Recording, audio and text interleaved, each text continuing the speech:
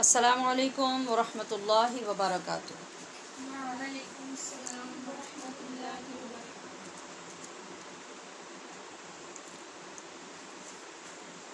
جی، نیتوں کے لیے تیار ہیں؟ یا اللہ، میں نے تیری رضا کے لیے تیرے دین کو سیکھنے کا قصد کیا ہے، میرے لیے اسے آسان فرما کر مجھے عمل کی توفیق عطا فرما۔ آمین۔ ہر روز سبق بغور سننے، سمجھنے اور یاد کرنے کی بھرپور کوشش میں میری مدد فرما۔ آمین۔ میں نے تیرے احکام پہ عمل کی غرض سے دین سیکھنا شروع کیا ہے، میرے لیے یہ آسان فرما۔ آمین۔ خود کو محبوب خدا صلی اللہ علیہ وآلہ وسلم کی سنتوں کا پابند بنانے کا ارادہ کیا ہے، مجھے استقامت عطا فرما۔ عمل صالح میں اپنے ساتھ ایک صالح جماعت تیار کرنے کا تجھ سے وعدہ ہے، میری مدد فرما۔ آمین یا رب العالمین، بجاہ سید المرسلین والصلاة والسلام علی رسولہ الکریم۔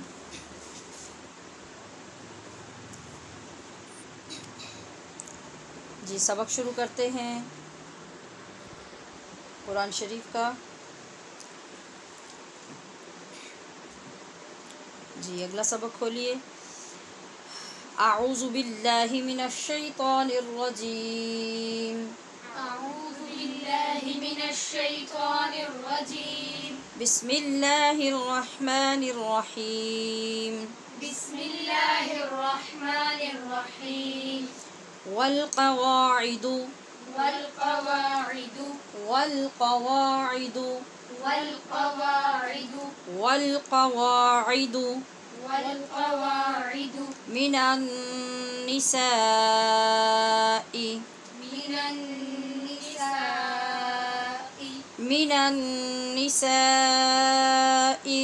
من النساء من النساء من النساء اللاتی۔ اللاتی۔ اس کو بعد میں مشق کرتے ہوئے بھی خیال میں رکھنا ہے کہ لام کے اوپر کھڑی زبر ہے، اللاتی نہیں پڑھیں گے۔ اللاتی اللاتی اللاتی اللاتی لا یرجون لا یرجون لا یرجون لا یرجون لا یرجون لا یرجون نکاحا۔ نکاحا۔ نون تنوین کے بعد فا حروف اخفا میں سے ہے، اس لیے یہاں ہم نے غنّے کے ساتھ اخفا کیا ہے۔ نکاحا، نکاحا۔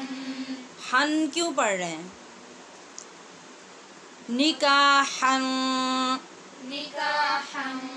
فلیس فلیس فلیس فلیس فلیس فلیس علیہن علیہن علیہن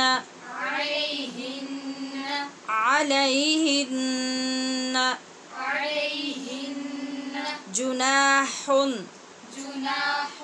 یہاں اظہار کیا ہے ہم نے، نون تنوین کے بعد حمزہ حروف حلقی میں سے ہے، اس لیے جناح جناح ان یضعن ان یضعن ان یضعن ان یضعن ان یضعن ان یضعن ثیابہن ثیابہن ثیابہن ثیابہن ثیابہن ثیابہن غیر غیر غیر غیر غیر غیر متبرجات متبرجات متبرجات متبرجات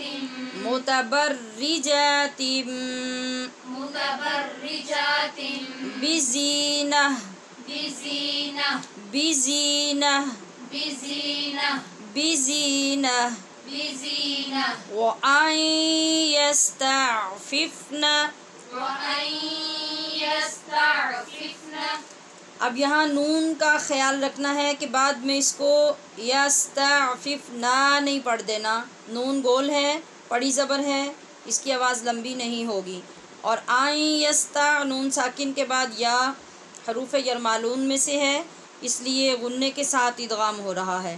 وَأَن يَسْتَعْفِفْنَ وأن يستعففن وَأَن يَسْتَعْفِفْنَ وأن يستعففن خَيْرٌ لَهُنَّ.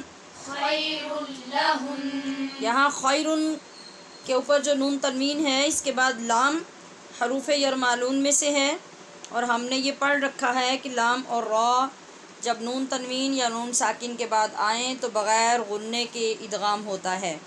خیر لہن. خير لهن. خی کیوں پڑھتے ہیں آپ؟ میں ہر روز بتاتی ہوں کہ پر پڑھے جانے والے حروف کو پر پڑھنا ہوتا ہے. اور ہنّا کا نون مشدد ہے، جب ہم یہاں وقف کریں گے تو غنّے کے ساتھ نون کو ساکن کریں گے. خیر لہن. خير لهن. واللہ والله واللہ والله واللہ والله سمیع علیم. سميع عليم. سمیع کی نون تنوین کے بعد عین حروف حلقی میں سے، یہاں اظہار حلقی اور آگے میم ساکن ہو رہا ہے. سمیع علیم. سميع عليم. ان علیم نہیں، سمیع علیم. سميع عليم. لیس ليس لیس ليس لیس ليس علی الاعمی. على الأعمى. شروع میں عین ہے، آگے پھر عین ہے، درمیان میں حمزہ ہے. تھوڑا مشکل ہے لیکن احتیاط سے اس کو درست ادا کیجیے. علی یوں پڑھیں گے. علی الاعمی. على الأعمى. علی الاعمی. على الأعمى. حرج. حرج. حرجن کیوں؟ حرج حرج. حرج. حرج. آپ کی نون کی آواز کیوں آ رہی ہے؟ ہم نون تنوین کا واو میں ادغام کر رہے ہیں نا.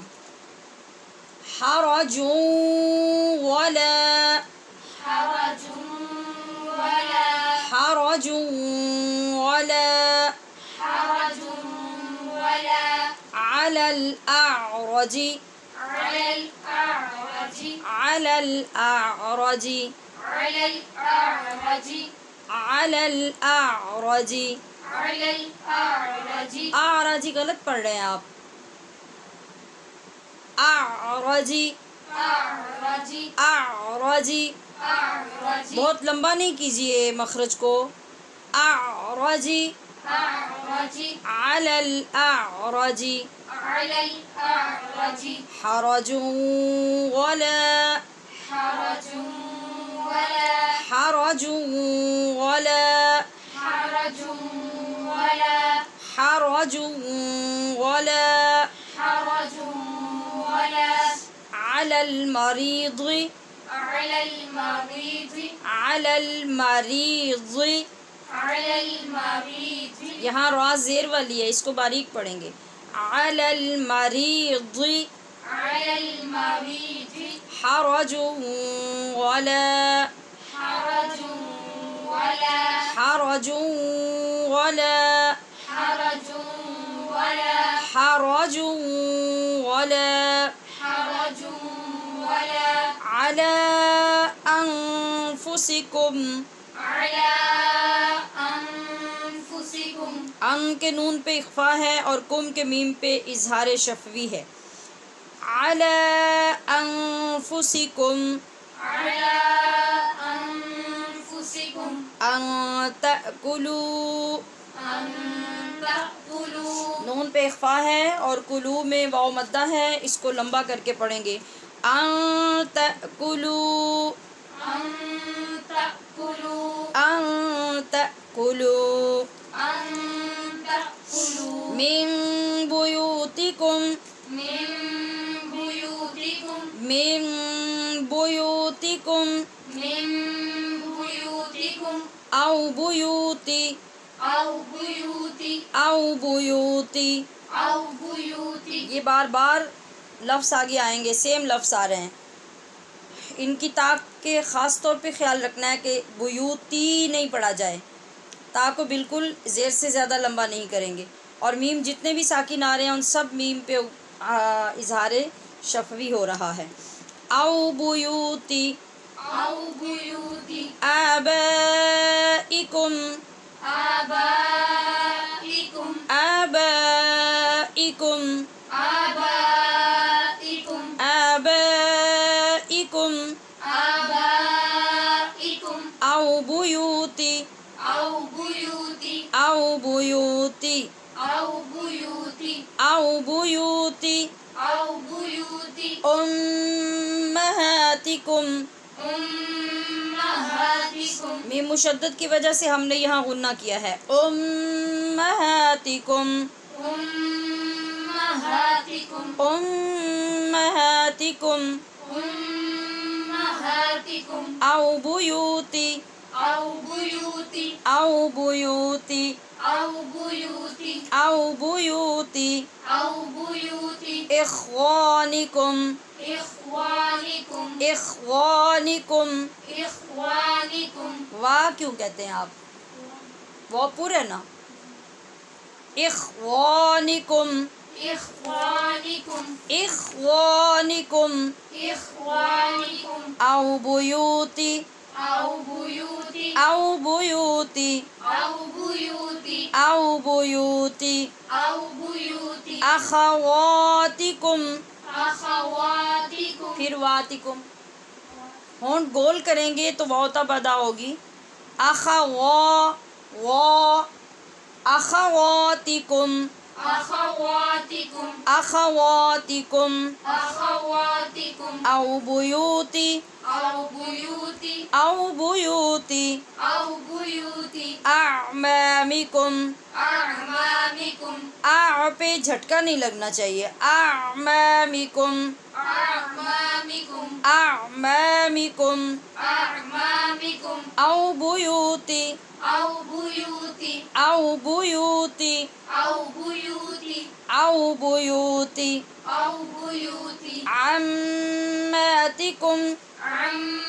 عماتكم یہاں پھر میم مشدد کی وجہ سے ہم غنہ کریں گے. عماتکم عماتكم عماتکم عماتكم او بیوتی أو بيوت او بیوتی أو بيوت اخوالکم أخوالكم اخوالکم أخوالكم اخوالکم أخوالكم او بیوتی أو بيوت او بیوتی أو بيوت خالاتکم.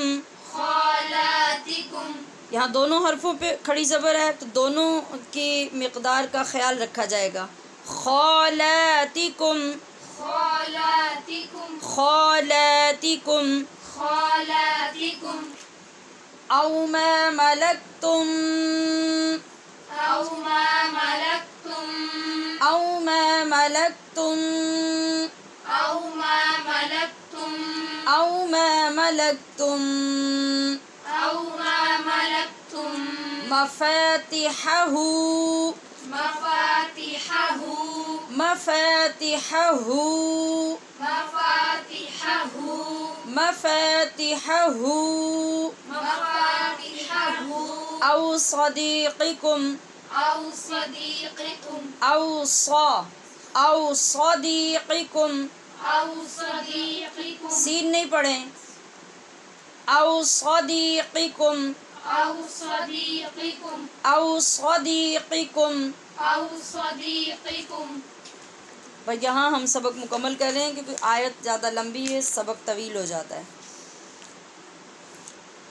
والقواعد من النساء اللاتي والقواعد من النساء کیا مطلب ہے اللاتی کا؟ والقواعد من النساء اللاتی والقواعد من النساء اللاتي والقواعد من النساء اللاتی والقواعد من النساء اللاتي اللاتی لا يرجون نکاحا فليس عليهن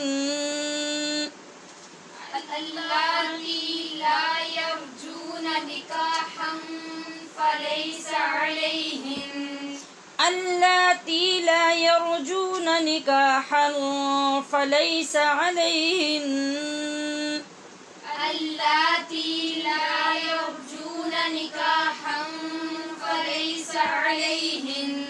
فليس عليهن جناح أن يضعن ثيابهن فليس عليهن جناح أن يضعن ثيابهن. اب یضعنا پڑھنے کی کوشش نہیں کرنی. أن يضعن ثيابهن أن يضعن ثيابهن. فليس عليهن جناح أن يضعن ثيابهن فليس عليهن جناح أن يضعن ثيابهن. أن يضعن ثيابهن غير متبرجات بزينة أن يضعن ثيابهن غير متبرجات بزينة. غير متبرجات بزينة غير متبرجات بزينة. وأن يستعففن خير لهن وأن يستعففن خير لهن. وأن يستعففن خير لهن وأن يستعففن خير لهن. والله سميع عليم. والله سميع عليم. والله سميع عليم.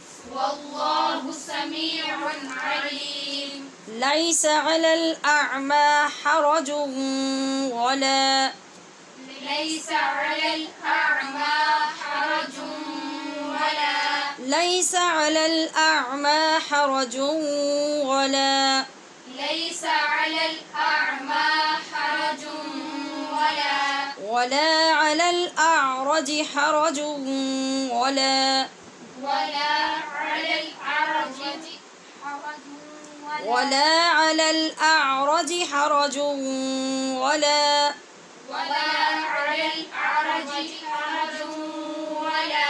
على الأعرج حرج على الأعرج على الأعرج ولا على الأعرج حرج ولا على الأعرج حرج ولا على المريض حرج ولا على المريض حرج ولا على المريض حرج ولا على المريض حرج ولا على أنفسكم أن تأكلوا ولا على أنفسكم أن تأكلوا ولا على أنفسكم أن تأكلوا ولا على أنفسكم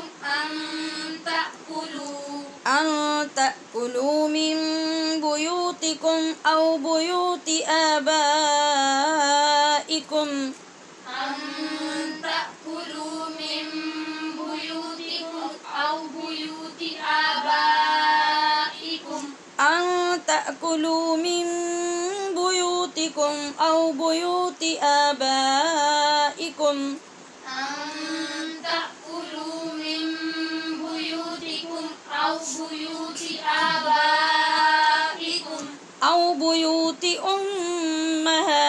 أمهاتكم أو بيوت أمهاتكم أو بيوت أمهاتكم أو بيوت أمهاتكم أو بيوت إخوانكم أو بيوت إخوانكم أو بيوت إخوانكم أو بيوت إخوانكم أو بيوت أخواتكم أو بيوت أخواتكم أو بيوت أخواتكم أو بيوت أخواتكم أو بيوت أعمامكم أو بيوت أعمامكم أو بيوت أعمامكم أو بيوت أعمامكم أو بيوت عماتكم أو بيوت عماتكم أو بيوت عماتكم أو بيوت عماتكم أو بيوت أخوالكم أو بيوت أخوالكم أو بيوت أخوالكم أو بيوت أخوالكم أو بيوت خالاتكم أو بيوت خالاتكم خالاتكم خالاتكم أو بيوت خالاتكم أو بيوت خالاتكم أو ما ملكتم مفاتحه أو ما ملكتم مفاتحه أو ما ملكتم مفاتحه أو ما ملكتم مفاتحه أو صديقكم أو صديقكم أو صديقكم أو صديقكم. جی آپ سن لیجئے. بسم اللہ الرحمن الرحیم. والقواعد من النساء اللاتي لا يرجون نكاحا فليس عليهن جناح أن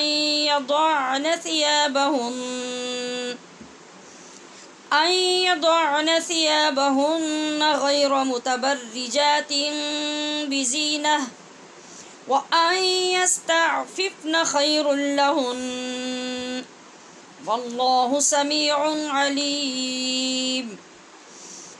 ليس على الأعمى حرج ولا على الأعرج حرج ولا على المريض حرج ولا على أنفسكم أن تأكلوا من بيوتكم أو بيوت آبائكم أو بيوت أمهاتكم أو بيوت إخوانكم أو بيوت أخواتكم أو بيوت أعمامكم أو بيوت عماتكم أو بيوت أخوالكم أو بيوت خالاتكم أو ما ملكتم مفاتحه أو صديقكم.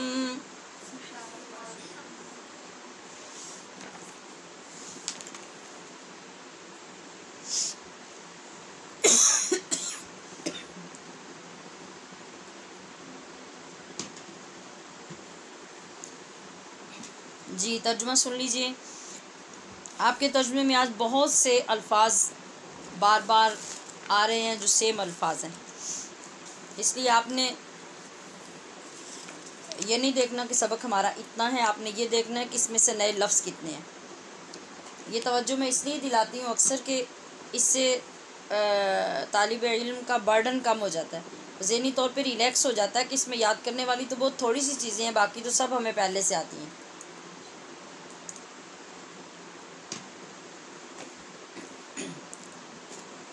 جی والقواعد، اور بیٹھ رہنے والی، من النساء، ان بوڑھی عورتوں میں سے. بوڑھی کا جو ترجمہ ہے، یہ جو القواعد ہے، یہ بذات خود جو یہ قاعد کی جمع ہے، یہ جو حمزہ کے ساتھ نہیں عین کے ساتھ جو قاعد، اسی میں سے نکلے گا. اس کا مطلب اس عورت کا بیٹھنا ہے جو بڑھاپے کی وجہ سے بیٹھ چکی ہو، اس لیے اس کے اندر یہ بوڑھی عورتوں کا معنی آ رہا ہے۔ القواعد اور گھروں میں بیٹھ رہنے والی، من النساء بوڑھی عورتوں میں سے، اللاتی جو، لا یرجونا نہیں آرزو رکھتی، نکاحن نکاح کی، فلیسا تو نہیں ہے، علیہن ان پر، جناح کچھ گناہ، ان کے، یضعن اتار کر رکھ دیں یا اتارے رکھیں، ثیابہن اپنے بالائی کپڑے۔ بالائی کپڑے سے مراد جو عام لباس کے اوپر اضافی چادر، عبایا، برقع جو ہم لیتے ہیں، جس سے لباس کی بھی سج دھج اور جسم کو بھی اچھی طرح ڈھانپنا اور ستر کرنا مقصود ہوتا ہے، یہاں کپڑوں سے مراد وہ کپڑے ہیں۔ غیر جب کہ نہ، متبرجات ظاہر کرنے والی ہوں، بزینتن زینت کو، اور ان اس سے بھی، یستعففن ان کا بچنا، خیرن بہتر ہے، لہن ان کے لیے۔ اس سے بچنا مطلب یہ کہ اجازت اور رخصت تو ہو گئی، مگر اس کے باوجود وہ تقوی اختیار کیے رکھیں اور اس عمر میں بھی وہی گیٹ اپ رکھیں تو ان کے لیے وہ زیادہ افضل ہے۔ واللہ سمیع علیم، اور اللہ سننے والا، جاننے والا ہے۔ لیسا نہیں ہے، علی الاعمی اندھے پر، اعمی کا معنی ہے اندھا اور علی کا مطلب پر، حرج کا لفظ جتنی بار آئے گا اس کا مطلب ہوتا ہے یا تنگی، یا حرج کا مطلب، حرج ہم اردو میں بھی یہ لفظ استعمال کرتے ہیں کہ کوئی حرج نہیں، تو یا اس کا معنی ہوتا ہے کوئی پابندی، تنگی، پابندی، یا حرج کا معنی حرج ہی، تو ہم اس کا ترجمہ یوں بھی کر سکتے ہیں کہ نہیں ہے اندھے پر کوئی حرج، ولا اور نہ، علی الاعرج لنگڑے پر، حرج کوئی حرج، ولا اور نہ، علی المریض مریض کا ترجمہ مریض ہی ہے، مطلب اردو میں بھی ہم یہ لفظ استعمال کرتے ہیں، اور نہیں ہے مریض پر کوئی حرج، اب ترجمہ اور آسان ہو گیا، ولا اور نہ، علی انفسکم تمہارے اپنے اوپر یا تمہاری ذاتوں پر، ان کے، تاکلو تم کھاؤ، من بیوتکم اپنے گھروں سے، اپنے گھروں سے مراد اپنی اولاد کے گھر بھی ہوں گے، اور اگر اولاد الگ رہتی ہو تو پھر اپنے گھر اور ان کے گھر دونوں شامل ہوں گے۔ اب یہ بیوت کا لفظ جو ہے یہ بار بار آئے گا اور اس سب کا ایک ہی معنی ہوگا، گھر گھر گھر، بیت ہوتا ہے ایک گھر، بیتن جیسے بیت اللہ، اللہ کا گھر، تو بیوت ہوتی ہے بیتن کی جمع، تو یہ بیوت کے لفظ جتنی بار آئیں گے سب کا مطلب گھروں گھروں گھروں یا گھر ہوگا۔ او بیوتی یا گھروں سے، آبائکم اپنے باپ دادا کے، او بیوتی امہاتکم یا اپنی ماؤں کے گھروں سے، ام کا مطلب ماں ہوتا ہے اور امہات کا مطلب مائیں یعنی جمع کا صیغہ، او بیوتی اخوانکم، اخن بھائی کو کہتے ہیں، اخت بہن کو کہتے ہیں، اور عمن چچا کو کہتے ہیں، عمتن پھوپھی کو کہتے ہیں، اور خالن ماموں کو کہتے ہیں، خالتن خالہ کو کہتے ہیں، یہ اردو میں بھی ہم لفظ بولتے ہیں، یہ میں ایک سنگل جو ہے یعنی واحد کے صیغے وہ میں آپ کو بتا رہی ہوں کہ آگے پڑھنے میں آپ کو ساتھ ساتھ ذہن میں آتے رہیں اور معلومات بھی ہو جائیں کہ ان رشتوں کے نام کیا ہیں، ٹھیک ہے۔ امن ابن باپ کو کہتے ہیں، اور آبا ابن کی جمع، امن ماں کو، امہات ام کی جمع، اور اخن بھائی کو، اور اخوان اخن کی جمع، اخوات اختن کی جمع اور اختن بہن کو کہتے ہیں، اعمام امن چچا کو کہتے ہیں اور اعمام امن کی جمع، اماتکم اماتن یہ امتن کی جمع اور عمتن پھوپھی کو کہتے ہیں، اخوال خالن کی جمع اور خالن ماموں کو کہتے ہیں، خالاتن خالہ کو کہتے ہیں اور خالات ان کی جمع. ٹھیک ہو گیا، میں نے دوبارہ دہرا دیا تاکہ مزید ایزی ہو جائے. اچھا جی، ہم کہاں تھے؟ اپنے باپ دادا کے گھروں سے، او بیوت امہاتکم یا اپنی ماؤں کے گھروں سے. او جو بار بار آ رہا ہے اس کا مطلب یا ہی آئے گا ہر جگہ پہ. او بیوت اخوانکم یا اپنے بھائیوں کے گھروں، او بیوت اخواتکم یا اپنی بہنوں کے گھروں، او بیوت اعمامکم یا اپنے چچاؤں کے گھروں، او بیوت عماتکم یا اپنی پھپھیوں کے گھروں، او بیوت اخوالکم اپنے ماموں کے گھروں، او بیوت خالاتکم یا اپنی خالاؤں کے گھروں، او ما ملکتم یا اس گھر سے کہ تم مالک ہوئے جس کے مفاتیحہ چابیوں کے، یعنی جس گھر کی چابیاں یہ اختیارات تمہارے پاس ہیں. او صدیقکم یا اپنے دوست کے گھر سے. آگے جو تھوڑا سا رہ گیا تھا وہ میں نے اس لیے چھوڑ دیا آپ کو زیادہ ثقیل نہ لگے، وہ اگلے سبق کے ساتھ ہم شامل کر لیں گے.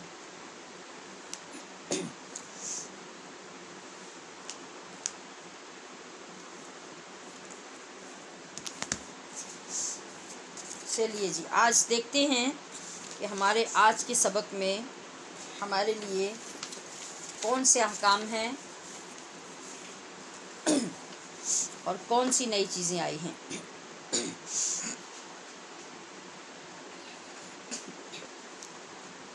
جی، آغاز ہو رہا ہے ہمارے سبق کا. والقواعد من النساء اللاتی لا یرجون نکاحا. تو ترجمے میں بھی میں نے بتایا کہ سب سے پہلا جو لفظ ہے القواعد، یہ قواعد قاعد کی جمع ہے جس کا معنی ہے وہ عورت جو بڑھاپے کی وجہ سے بیٹھ گئی ہو. اس کا مطلب ہے ایسی عورتیں جو بچہ پیدا کرنے سے عاجز ہوں، حیض آنا بند ہو چکا ہو، اور جب اس عورت کو دیکھیں تو اس کے بڑھاپے کی وجہ سے دیکھ کر خوشی نہ ہو، نہ ہی کوئی احساس عورت والا پیدا ہو. جب یہ عورتیں کسی جذبہ انتشار کا باعث نہ بنیں. ٹھیک ہے، یعنی مرد کو دیکھ کر یہ احساس نہ ہو کہ میں کسی عورت کو دیکھ رہا ہوں اور اس کے لیے کوئی دلچسپی نہ رہ جائے عورت کے اندر، ایسی عورتوں کو القواعد کہا جاتا ہے. تو اجازت دی جا رہی ہے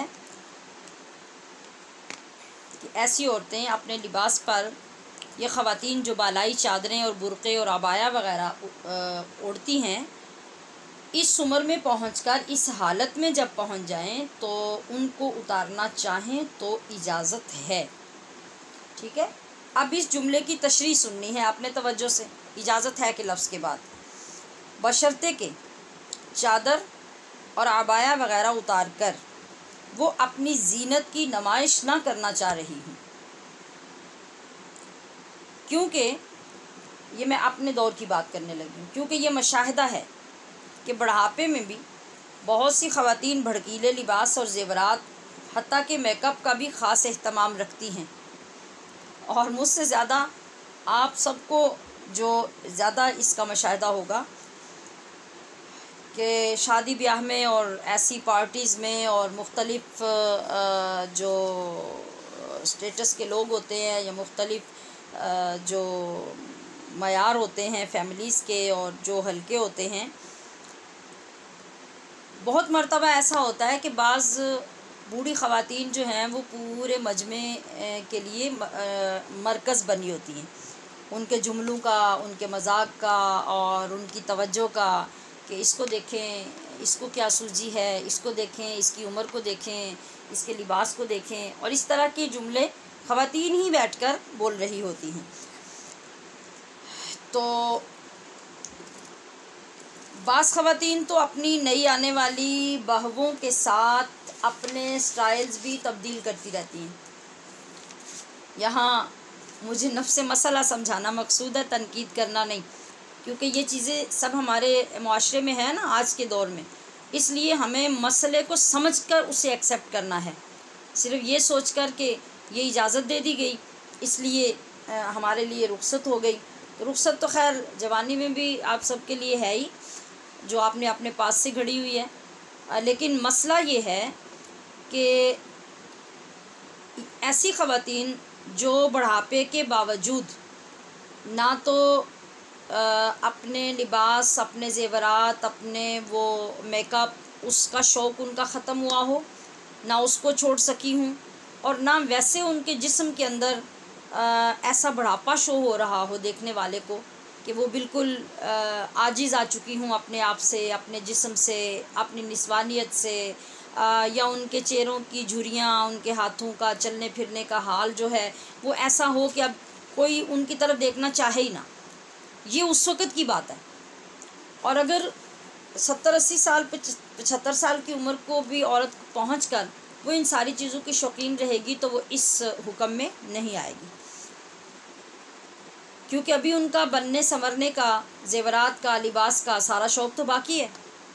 کیونکہ قرآن کریم نے آگے دیکھیے قید کیا لگائی ہے کہ غیر متبرجات بزینہ، یعنی اب وہ اس آڑ میں اپنی زینت کو زیادہ چمکانے کا جو ہے وہ بہانہ نہ تلاش کر لیں کہ اب ہمیں اجازت ہے اس عمر میں آ کے، تو پھر وہ اسی طرح سے اپنے زیورات، زرق برق، کپڑے اور یہ سب کچھ جب اسی طرح رکھیں گی اور لوگوں کی توجہ ان کی طرف اسی طرح رہے گی تو پھر وہ اس حکم میں نہیں آئیں گی. اگلے الفاظ یہ ہیں کہ انتہائی بڑھاپے میں یہ رخصت ضرور ہے، مگر ارد گرد کے ماحول اور افراد کی طبیعت اور فطرت کے پیش نظر آئیں یستعففن خیر لہن فرمایا، جس کا مطلب ہے کہ اب بھی اگر وہ احتیاط رکھیں تو وہ افضل ہے. یعنی تقوی کا دامن تھامے رکھنا ان کی آخرت کے لیے زیادہ بہتر ہے. بسا اوقات تو یہ بھی دیکھنے میں آتا ہے کہ بعض بد فطرت لوگ بوڑھی خواتین کا بھی مذاق اڑاتے نظر آتے ہیں. اگر ہم غور کریں تو ویسے بھی رخصت کی عمر تقریباً 90 سال کے قریب جا کے بنتی ہے، جس وقت یہ حالت ہوتی ہے عورت کی کہ جب وہ ہر چیز سے بیزار ہو چکی ہوتی ہے اور کسی چیز سے اسے کوئی غرض نہیں ہوتی. قابل توجہ امر یہ ہے کہ شریعت اتنی ضعیف العمر خواتین کے لیے جب اس قدر محتاط ہے تو ہماری نوجوان بہنیں، بیٹیاں کیا جواز پیش کریں گی اپنی بے پردگی کا اور نامحرموں کے سامنے اپنی آرائش، بناؤ سنگھار اور بن ٹھن کر سب کے سامنے مختلف پروگرامز اور ایونٹس میں شرکت کرنے کا. یہ سب شیطان کے شدید حملے ہیں جن کے سامنے ہم مغلوب ہو چکے ہیں اور ہمیں غالب آنے کے لیے اللہ کی طرف رجوع کرنے کی، اس سے ڈرنے کی اور اس سے دعا کرنے کی اور اپنے ارادوں کو بدلنے کی ضرورت ہوگی، ورنہ یہ ہمیں جس طرح سے برباد کر رہا ہے نہ جانے ہماری موت تک ہمارا کیا حشر کرے گا. آگے ارشاد ہو رہا ہے واللہ سمیع علیم، اور اللہ فرماتا ہے کہ جب ہم نے بیان فرمایا، یعنی جو کچھ اوپر آپ نے سنا، تو اللہ فرما رہا ہے کہ جو ہم نے بیان فرمایا اس کا تعلق تو ظاہر کے ساتھ ہے. اگر کوئی کسی بھی عمر میں، کسی بھی حالت میں، کسی بھی مقام پر کوئی برائی یا اچھائی کرتا ہے اور پردوں میں رہ کر بھی خرابیوں کے راستے نکالتا ہے تو وہ مت بھولے کہ ہم سے اس کا کوئی عمل پوشیدہ ہے. تمہارا رب سب کچھ 7 آسمانوں کے اوپر سے اور 7 زمینوں کے نیچے سے بھی سن لیتا ہے اور سب کچھ اس کو معلوم ہے. اگلی آیت کریمہ جس میں موضوع بدل رہا ہے، ارشاد ہوتا ہے لیس علی الاعمی حرج ولا علی الاعرج حرج ولا علی المریض حرج. یہ کیا ہے؟ اس آیہ مبارکہ کے شان نزول کے بارے میں کئی اقوال ہیں. 3 اقوال یہاں پیش کرتے ہیں. پہلا قول یہ ہے کہ حضرت سعید بن مسیب روایت کرتے ہیں کہ جب صحابہ اکرام رضی اللہ عنہم نبی کریم صلی اللہ علیہ وآلہ وسلم کے ساتھ جہاد کے لیے جاتے تو اپنے مکانوں کی چابیاں بیماروں، اپاہجوں اور مریضوں کو اس لیے دے جاتے کہ وہ اپنے مذکورہ عذروں کی وجہ سے، کون سے عذر؟ یعنی کوئی بیمار ہے تو اس کو بیماری کا عذر ہے، کوئی معذور ہے تو وہ چل پھر نہیں سکتا، اس طرح کے جو لوگ تھے، کوئی نابینا ہے وہ دیکھ نہیں سکتا تو لازمی بات ہے وہ جہاد تو کر نہیں سکتے، تو وہ پیچھے مدینہ منورہ میں گھروں میں رہتے تھے. تو صحابہ کرام ان معذوروں کو اجازت بھی دے جاتے کہ ہمارے گھروں سے کھانے پینے کی اشیاء بھی استعمال کرتے رہیں۔ چونکہ وہ دور انتہائی اخلاص، تقوی اور ہمدردی کا تھا، اس کے پیش نظر یہ لوگ سوچتے، یہ جو پیچھے رہنے والے لوگ تھے، یہ سوچتے کہ ہو سکتا ہے وہ لوگ دل سے یہ بات پسند نہ کرتے ہوں کہ ہم ان کے گھروں سے کھائیں، ممکن ہے مروتاً وہ لوگ ہمیں اجازت دے جاتے ہوں۔ تو ان لوگوں کی اس سوچ پر یہ آیت کریمہ نازل ہوئی اور ان لوگوں کو اجازت دی گئی، اور کیا فرمایا گیا کہ لیس علی الاعمی حرج ولا علی الاعرج حرج ولا علی المریض حرج، کہ آپ لوگ جو لنگڑے یا معذور یا اندھے یا بیمار لوگ ہیں اور یہ اپنے دل میں یہ سوچ رہے ہیں کہ شاید آپ کی وجہ سے ان کو تکلیف یا ان کو پسندیدگی ہوتی ہو، تو ایسی بات ہرگز نہیں ہے، اور آپ کو ان چیزوں کو ٹینشن نہیں بنانا چاہیے۔ آپ کو اس بات کی اجازت ہے جس کی اجازت آپ کے ساتھی صحابہ دے کر گئے ہیں۔ اس آیت کے نازل ہونے میں ایک قول یہ ہے کہ جو اندھے، اپاہج یعنی معذور اور بیمار لوگ تندرستوں کے ساتھ جب کھانا کھانے کی ضرورت ہوتی تو یہ اب کتراتے رہتے، تندرست لوگوں کے ساتھ کھانا کھانے سے بچتے کہ ایسا نہ ہو کہ یہ جو تندرست لوگ ہیں یہ ہمارے ساتھ بیٹھ کے کھانا کھائیں تو ان کو ہم سے نفرت ہو، تو اس وجہ سے یہ خود ہی اوائڈ کرتے تھے۔ تو اس آیت کریمہ میں ان لوگوں کو تندرستوں کے ساتھ بیٹھ کر کھانے کی اجازت دی گئی۔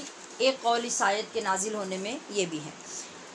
تیسرا قول اس آیت کے نازل ہونے میں یہ ہے کہ جب کبھی نابینا یا معذور یا بیمار ایسے لوگ کسی مسلمان کے پاس جاتے اور اس مسلمان کے پاس انہیں کھلانے کے لیے کچھ نہ ہوتا، یعنی وہ دور تو ایسا ہی تھا، اور نبی علیہ الصلوۃ والسلام کے طریقے سے، آپ کی سنت سے یہ بات ثابت بھی ہے کہ جب کبھی کوئی مسافر، کوئی مہمان باہر سے آتا تو صحابہ اکرام جو بیٹھے ہوتے تو آپ صلی اللہ علیہ وسلم ارشاد فرماتے کہ آپ میں سے کون اس مہمان کو اپنا مہمان بنائے گا اور کون اس کا میزبان بنے گا؟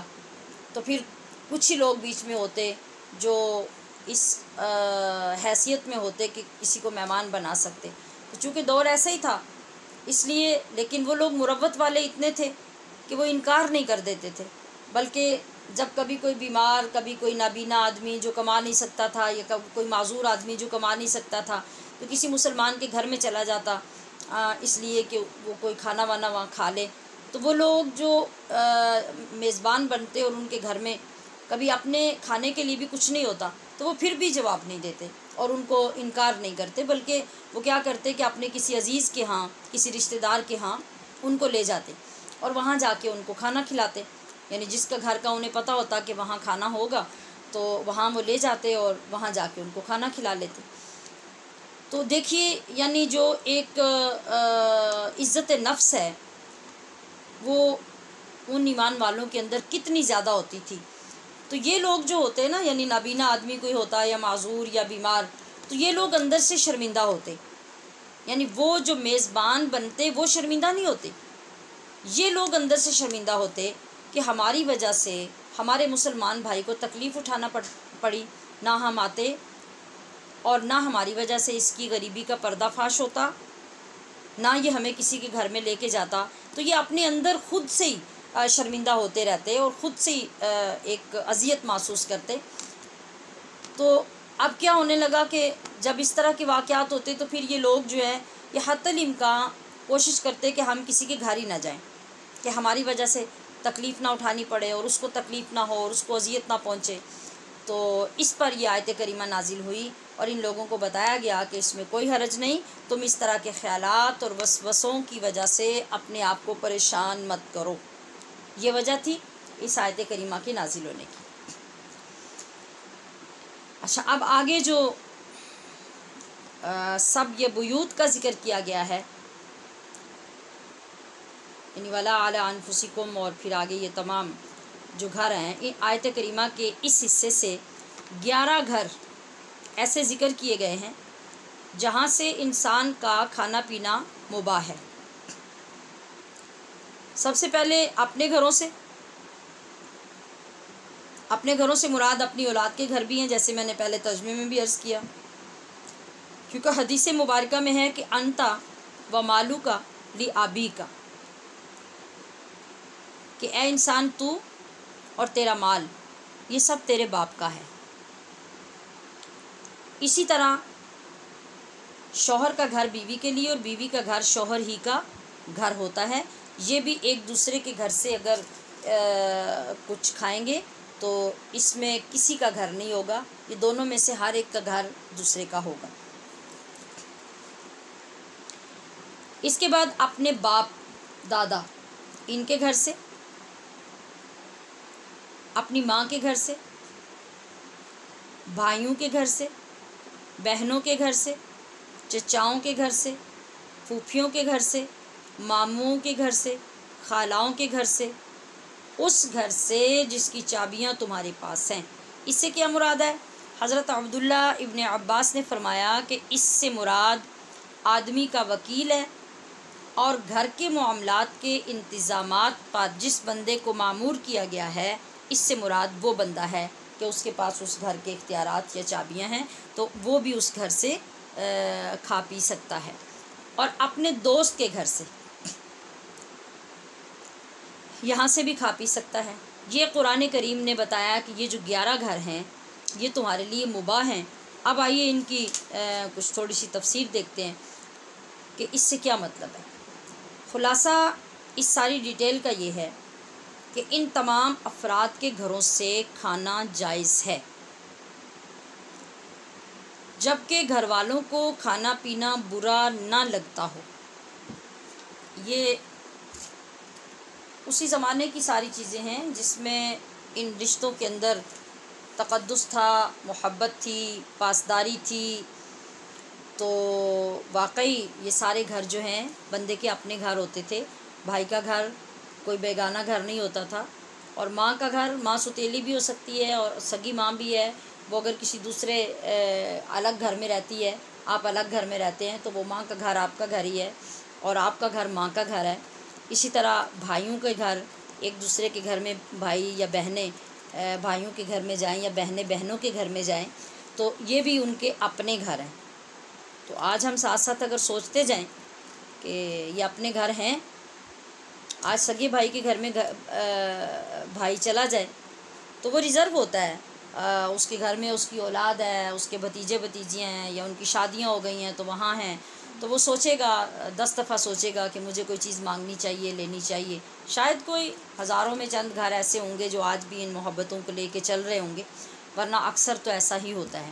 اسی طرح بہنوں کے گھر میں بہن چلی جائے بہن کے گھر میں تو پتہ نہیں وہ کتنے معاملات بن جاتے ہیں، وہ ساتھ بہنوئی بھی ہیں، وہ ان کے سسرال والے بھی ہیں، اور پھر وہ کتنی باتیں بنیں گی کہ ان کی بہنیں تو روز چلی ہوتی ہیں کھانے کے لیے، اور اسی طرح سے چچا کے گھر میں چلے جائیں تو چچی ہوں گی تو وہ پتہ نہیں کتنی باتیں بنائیں گی کہ یہ تو بس جی ہم کیا کریں جی، ہمارے تو شوہر کے بھتیجے بھتیجے نہیں چھوڑتے، جو ہوتا ہے وہی آ کے کھا جاتے ہیں۔ اسی طرح پھوپھیوں کے گھر میں، ماموں کے گھر میں۔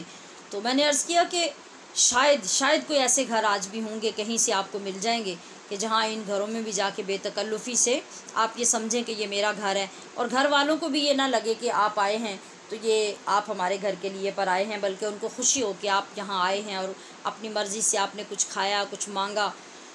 تو یہی اصل محبتیں تھیں مسلمانوں کے اندر، اور یہی مقام تھے، ورنہ قرآن کریم کے اندر ان سارے رشتوں کی کیا ویلیو ہوتی۔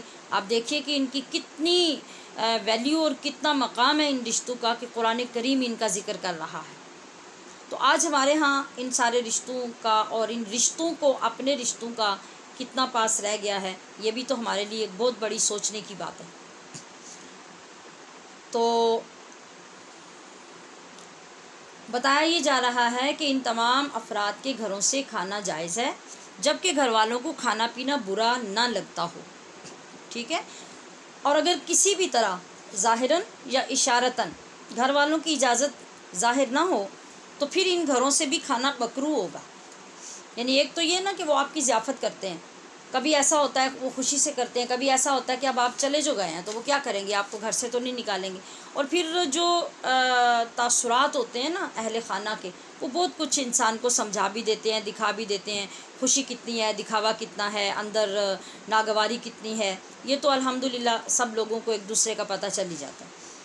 تو ضروری نہیں ہے، بعض اوقات ایسا ہوتا ہے کہ آپ کو زبان سے گھر والے جو ہیں وہ 10 دفعہ کہہ رہے ہوتے ہیں کہ آپ یہ چیز کھائیں، یہ آپ کا اپنا گھر ہے، آپ جہاں مرضی رہیں، آپ جتنے مرضی دن رہیں، مگر آپ جب چلے جاتے ہیں تو پھر آپ کو کتنی باتیں سننے کو ملتی ہیں کہ انہوں نے بعد میں ایسے کہا کہ یہ روز چلے ہوتے ہیں، یہ روز کھانے کے لیے آ جاتے ہیں، فلاں ہوتا ہے، فلاں ہوتا ہے۔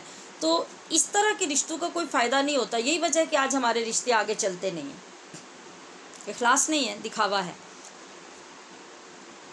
تو ہمیں اس دور میں ان ساری چیزوں کو دیکھنا سمجھنا ہوگا کہ اگر اشارتاً بھی آپ کو یہ لگے کہ کوئی بندہ آپ کے کھانے پینے سے خوش نہیں ہے تو پھر ایسے گھر میں جانا، بار بار کھانا پینا، بے تکلف ہونا یہ مکروہ ہوگا۔ بس ریزرو رہیں اور جتنا کوئی آپ کو پیش کرتا ہے آپ اتنا وہ کھا لیں اور اپنا جو وقت آپ کا ہے وہ گزار کے آ جائیں، کیونکہ مادہ پرستی کا دور ہے، یہاں رشتوں کا تقدس تلاش کرنے سے بھی اب نہیں ملتا۔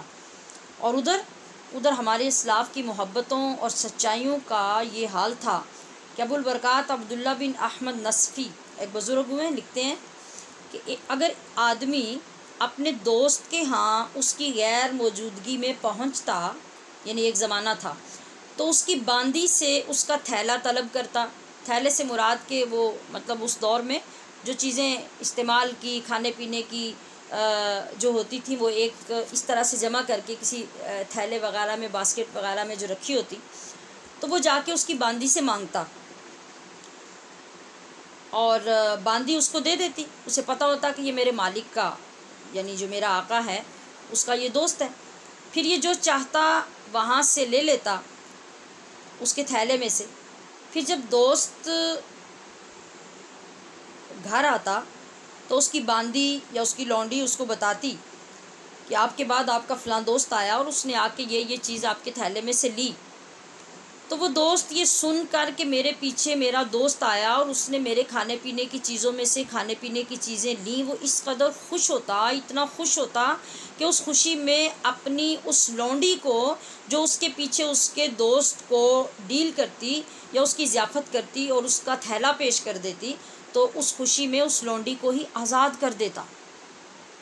یہ خوشی کا عالم ہوتا کہ میرے دوست نے مجھ پہ اعتماد کیا اور میرے دوست نے میرے گھر کو اپنا گھر سمجھا۔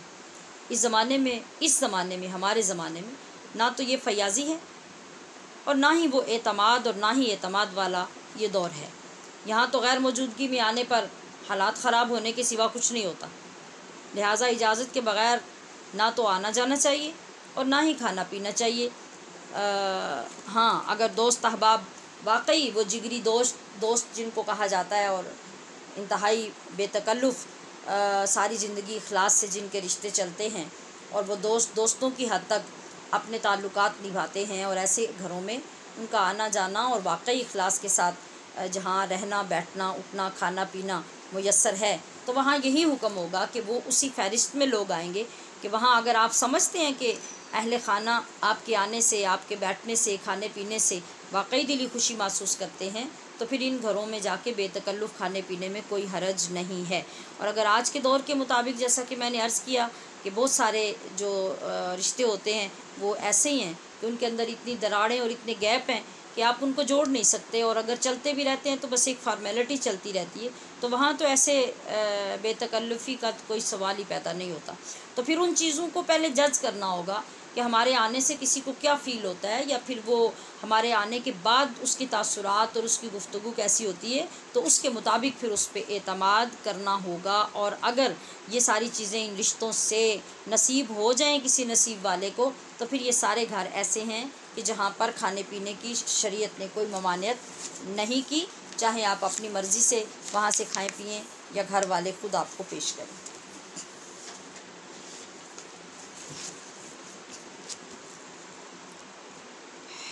جی، ہمارے سبق کا دوسرا حصہ الحدیث۔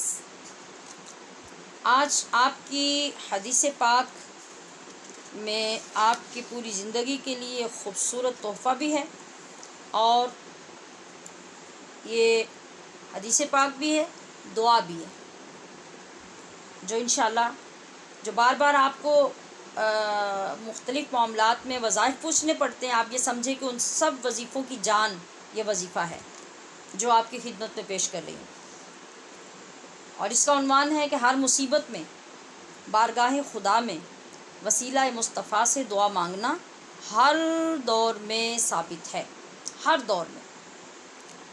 اب دعا پڑھ لیجئے۔ دعا کیا ہے؟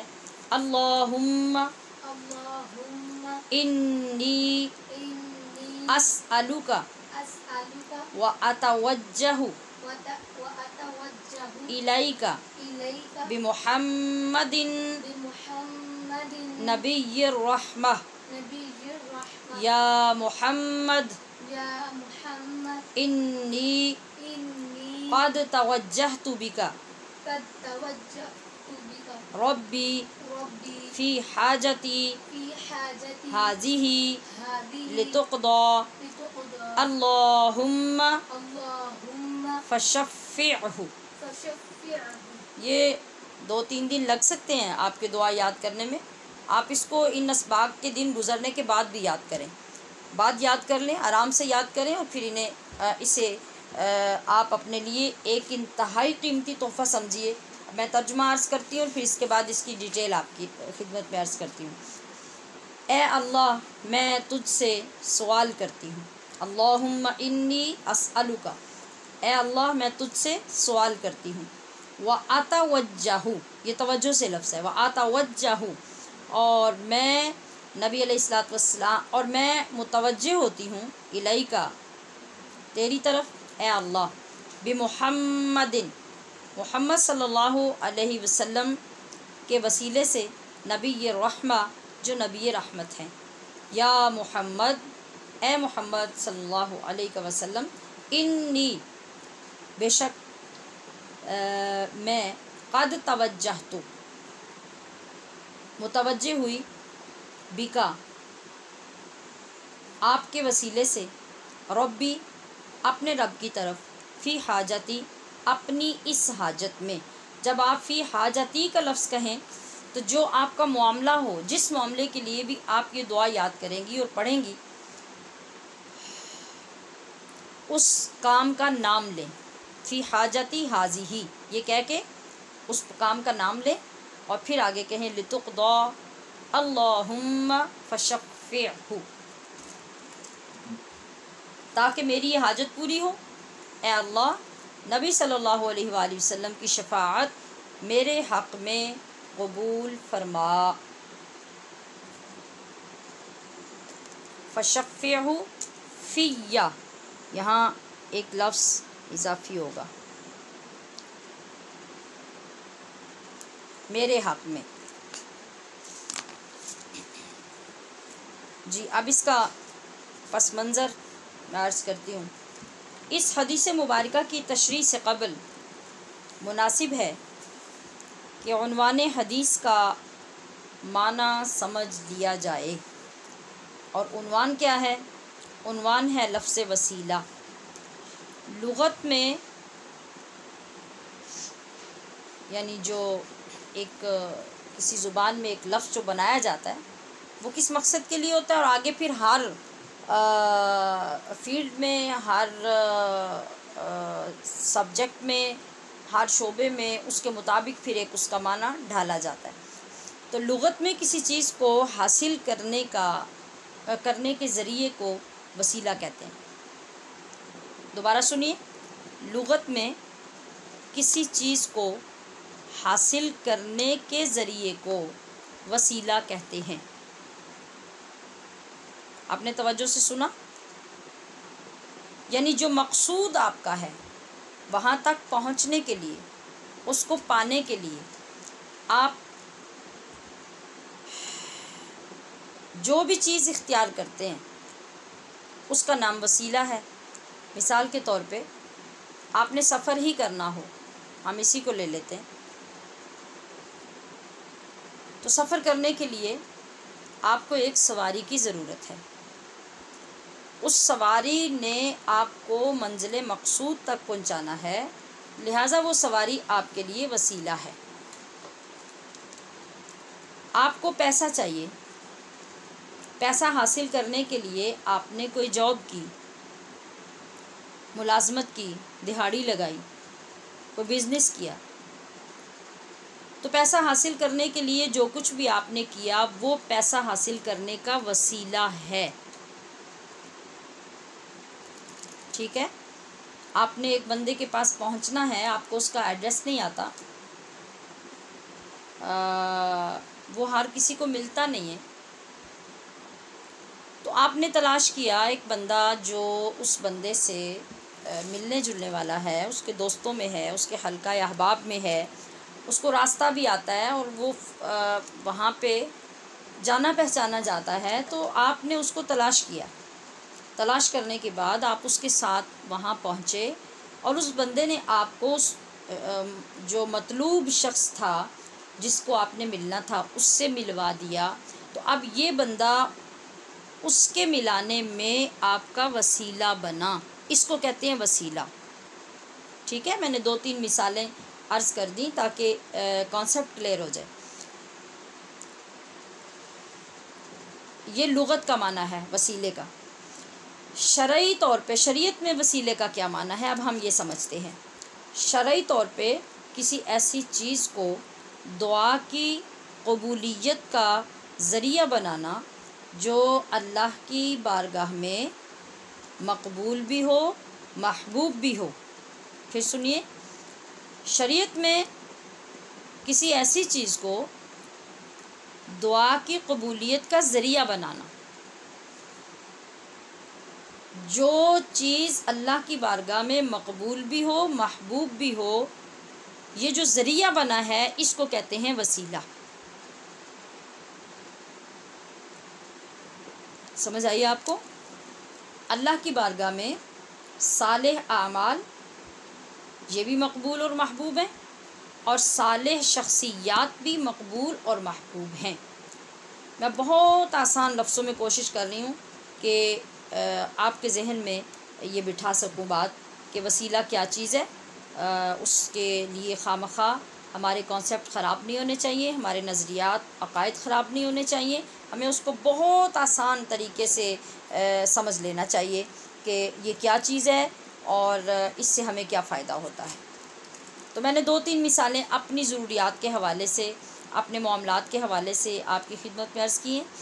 اب میں شرعی طور پہ اس کی جو تعریف ہے وہ عرض کر رہی ہوں کہ کوئی بھی چیز جو ہماری دعا کی قبولیت کا ذریعہ بن جائے اللہ کی بارگاہ میں، اور وہ چیز کون سی ہو، وہ اللہ کو محبوب بھی ہو، مقبول بھی ہو،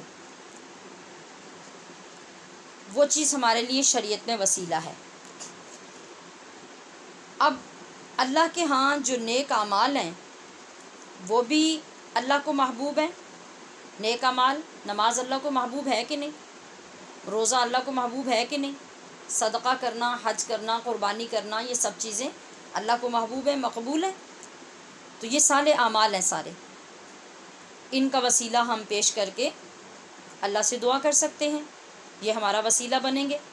ہماری نماز، ہمارا روزہ، ہمارا حج، ہمارا صدقہ، یہ سب وسیلہ بن سکتے ہیں کیونکہ یہ اعمال ہیں، نیک ہیں اور اللہ کو محبوب ہیں۔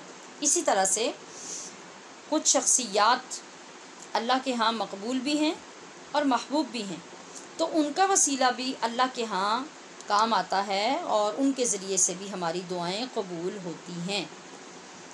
کائنات میں سب سے مقبول اور محبوب ذات اور اعلیٰ ترین وسیلہ محمد مصطفیٰ رحمت عالمیہ صلی اللہ علیہ وآلہ وسلم ہی کا وسیلہ ہے۔ آگے چلتے ہیں۔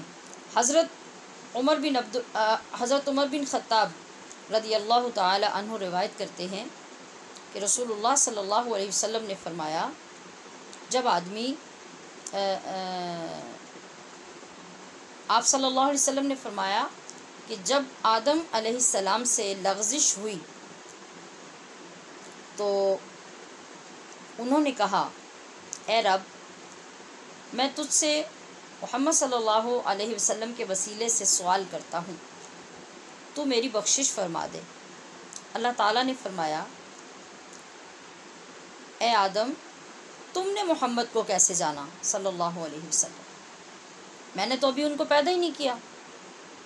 آدم علیہ السلام نے عرض کیا، اے اللہ، جب تو نے مجھے اپنے دست قدرت سے پیدا کیا اور اپنی پسندیدہ روح مجھ میں پھونکی، اور میں نے جب سر اٹھا کے دیکھا تو عرش کے پایوں پر لا الہ الا اللہ محمد الرسول اللہ لکھا دیکھا، پس میں نے جان لیا کہ جس کو تو نے اپنے نام کے ساتھ ملا کر لکھا، یقیناً وہ تجھے ساری کائنات سے محبوب ہوگا۔ اللہ پاک نے فرمایا، اے آدم، تو نے سچ کہا، وہ مجھے مخلوق میں سب سے زیادہ محبوب ہے۔ اب چونکہ تو نے ان کے وسیلے سے سوال کیا ہے، اس لیے میں نے تمہیں بخش دیا، اور اے آدم، اگر محمد صلی اللہ علیہ وسلم نہ ہوتے تو میں تمہیں بھی پیدا نہ کرتا۔ آپ نے مضمون کو سمجھا؟ تو اس حدیث مبارکہ سے معلوم ہوا کہ سب سے قبل آدم علیہ السلام نے رحمت للعالمین کے وسیلے سے دعا مانگی، اور رحمت مصطفیٰ سب سے پہلے آدم علیہ السلام پر ظاہر ہوئی، اور قیامت تک کے لوگوں کو نبی کریم علیہ السلام کے وسیلے سے اللہ پاک سے اپنی حاجات طلب کرنے کا طریقہ یعنی آدم علیہ السلام نے سکھایا۔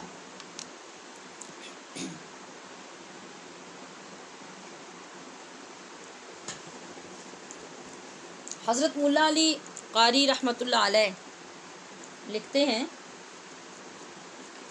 بارگاہ خداوندی میں نبی علیہ السلام کا وسیلہ پیش کرنا آپ کی ولادت مبارکہ سے پہلے، ولادت شریفہ کے بعد، ظاہری حیات مبارکہ میں، وصال شریف کے بعد، عالم برزخ میں اور میدان قیامت میں بھی جائز اور واقع ہے، یعنی واقع ہو چکا ہے جو ابھی میں نے عرض کر دیا، حضرت سیدنا آدم علیہ السلام کا واقعہ، جب ابھی جسم اقدس کے ساتھ آپ جلوہ فرما نہیں ہوئے، بھی عالم ارواح میں ہیں، تو آدم علیہ السلام اس وقت رسول اللہ کا وسیلہ دے کر اللہ سے دعا مانگ رہے ہیں، اور یہ تو واقعہ بہت ہی معروف اور مشہور ہے کہ آپ علیہ السلام یعنی آدم علیہ السلام کتنے 100 سال تک اللہ کی بارگاہ میں سجدے کرتے رہے، روتے رہے، آہوزاری کرتے رہے، مگر جب اللہ تبارک و تعالیٰ نے آپ کی ان آہوزاریوں کو قبول کیا تو اس وقت یہی کلمات تھے جو اللہ تبارک و تعالیٰ نے آپ کے دل میں ڈالے، اور آپ نے نبی کریم صلی اللہ علیہ وسلم کا وسیلہ پیش کیا تو فوراً آپ کی دعا قبول ہو گئی، اور اللہ تبارک و تعالیٰ نے ارشاد فرما دیا کہ آدم، میں نے تجھے بخش دیا۔ اب آگے جو آپ علیہ السلام کی حیات مبارکہ میں اور اس کے بعد، وہ ہم اسی حدیث سے اور اسی دعا سے ثابت کرتے ہیں کہ اس سے آپ علیہ السلام کے وسیلے سے اللہ پاک نے کس طرح سے دعا کو قبول کیا۔ امام ترمذی، امام نسائی، بہقی اور امام طبرانی صحیح سند سے روایت کرتے ہیں حضرت عثمان بن حنیف رضی اللہ تعالیٰ عنہ سے، اور وہ روایت کرتے ہیں آقا علیہ السلام سے کہ آپ موجود تھے حضور کی بارگاہ میں کہ ایک نابینا صحابی حضور علیہ السلام کی بارگاہ میں حاضر ہوا اور عرض کیا، یا رسول اللہ، دعا فرما دیں کہ اللہ پاک میری بینائی درست کر دے، نابینا تھے، میری آنکھیں لوٹ آئیں، مجھے روشنی مل جائے۔ آپ نے فرمایا، اگر تم چاہو تو ہم دعا کریں، اور اگر چاہو تو صبر کرو، تمہارے لیے جنت ہے۔ ایک روایت میں یوں بھی ہے کہ تمہارے لیے اس میں خیر ہے یا بہتری ہے۔ انہوں نے عرض کیا، یا رسول اللہ، بینائی لٹا دیجیے اور جنت کے لیے بھی دعا کر دیجیے۔ مانگنے والے کو بھی پتہ تھا کہ جس دربار میں ہم بیٹھتے ہیں وہ دربار کیسا ہے، کہ وہاں ایک آدھ چیز مانگنے کا کیا فائدہ ہے، کہ جب عطا ہو سکتا ہے سب کچھ، تو کہا کہ یا رسول اللہ، بینائی لوٹا دیجیے اور جنت کے لیے دعا کر دیجیے۔ آپ علیہ الصلاۃ والسلام نے ارشاد فرمایا اچھی طرح وضو کرو اور یہ دعا پڑھو۔ وہ صحابی چلے گئے، پھر وہ اس حال میں واپس آئے کہ ان کی بینائی لوٹ چکی تھی، ان کی آنکھیں بینا ہو چکی تھی، روشنی واپس آ چکی تھی۔ اور امام بہقی نے جو روایت کیا ہے اس میں یہ الفاظ ہیں کہ آپ نے جب فرمایا تو اسی وقت انہوں نے وہاں وضو کیا، 2 رکعت پڑھی اور بیٹھ کر وہ دعا پڑھی، اور جب آپ وہیں اسی مجلس میں پڑھنے کے بعد اٹھے تو آپ کی آنکھیں درست ہو چکی تھی، نور واپس آ چکا تھا۔ یہ کون سی دعا تھی؟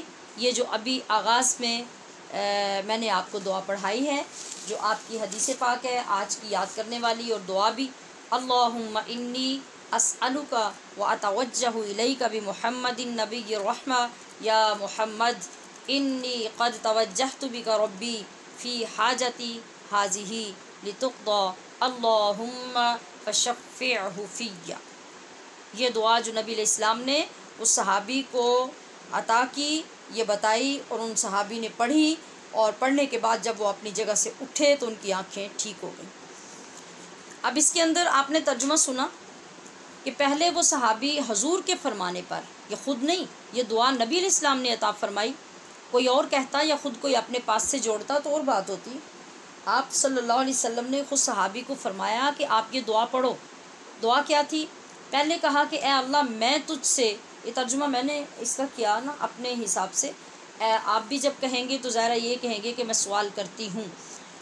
تو انہوں نے جب یہ فرمایا آقا علیہ السلام نے اور صحابی نے پڑھا، انہوں نے کہا اے اللہ میں تجھ سے سوال کرتا ہوں اور نبی رحمت کے وسیلے سے تیری طرف متوجہ ہوتا ہوں۔ وسیلہ کس کا؟ نبی رحمت محمد صلی اللہ علیہ وسلم، جو نبی رحمت ہیں ان کے ذریعے سے، ان کے وسیلے سے میں تیری طرف متوجہ ہوتا ہوں۔ یہ بات کرنے کے بعد اب وہ متوجہ ہوتے ہیں حضور کی طرف، اور یہ سکھایا بھی حضور نہیں ہے۔ اب کہتے ہیں کہ اے محمد میں آپ کے وسیلے سے اس حاجت میں اپنے رب کی طرف متوجہ ہوتا ہوں تاکہ میری یہ حاجت پوری ہو جائے۔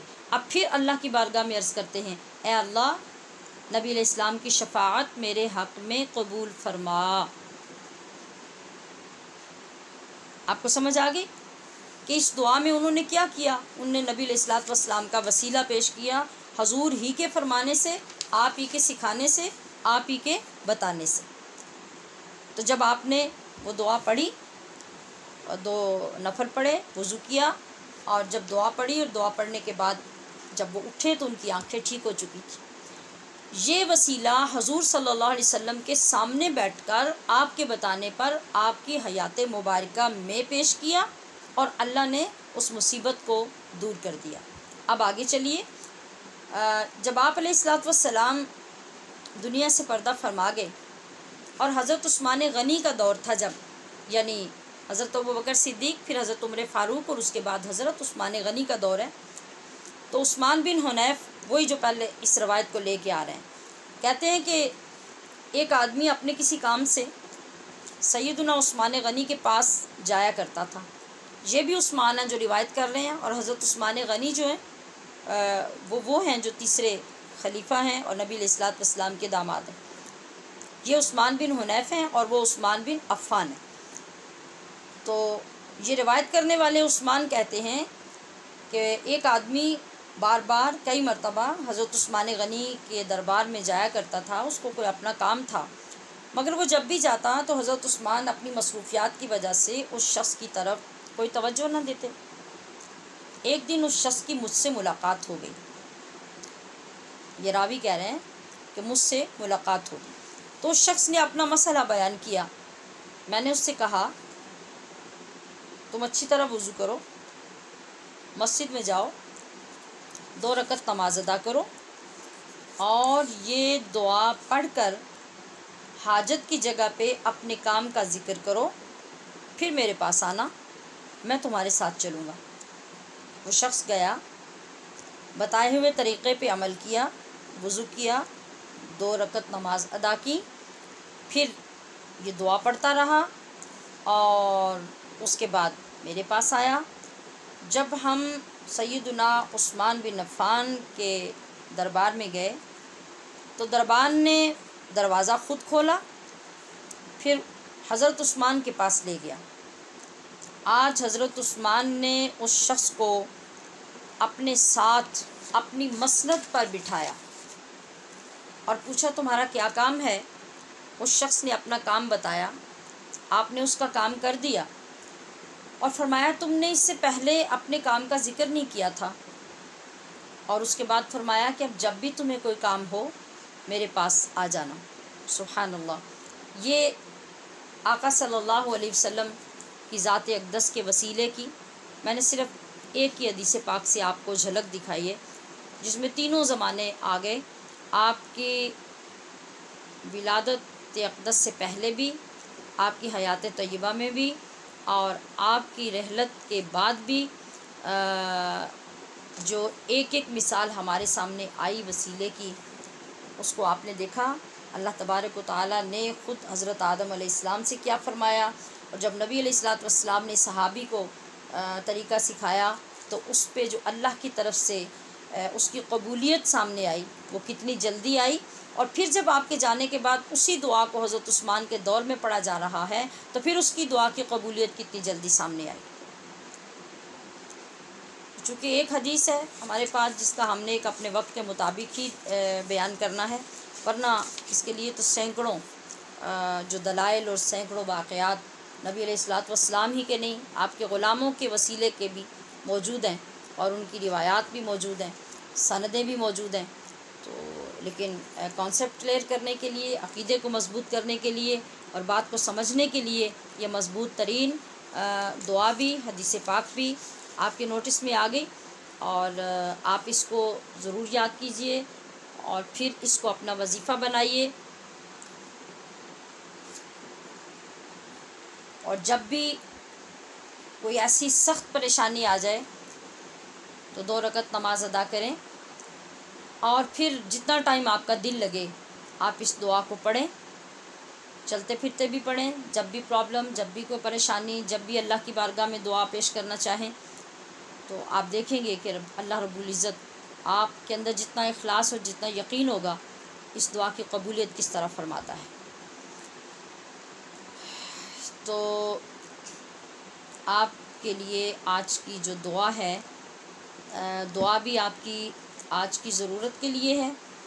29 ذی-القعدہ ہے، اور زیادہ امکان یہی ہے کہ شام میں چاند نظر آئے گا انشاءاللہ العزیز، آج ہو یا کل ہو، جیسے بھی اللہ پاک کو منظور ہو۔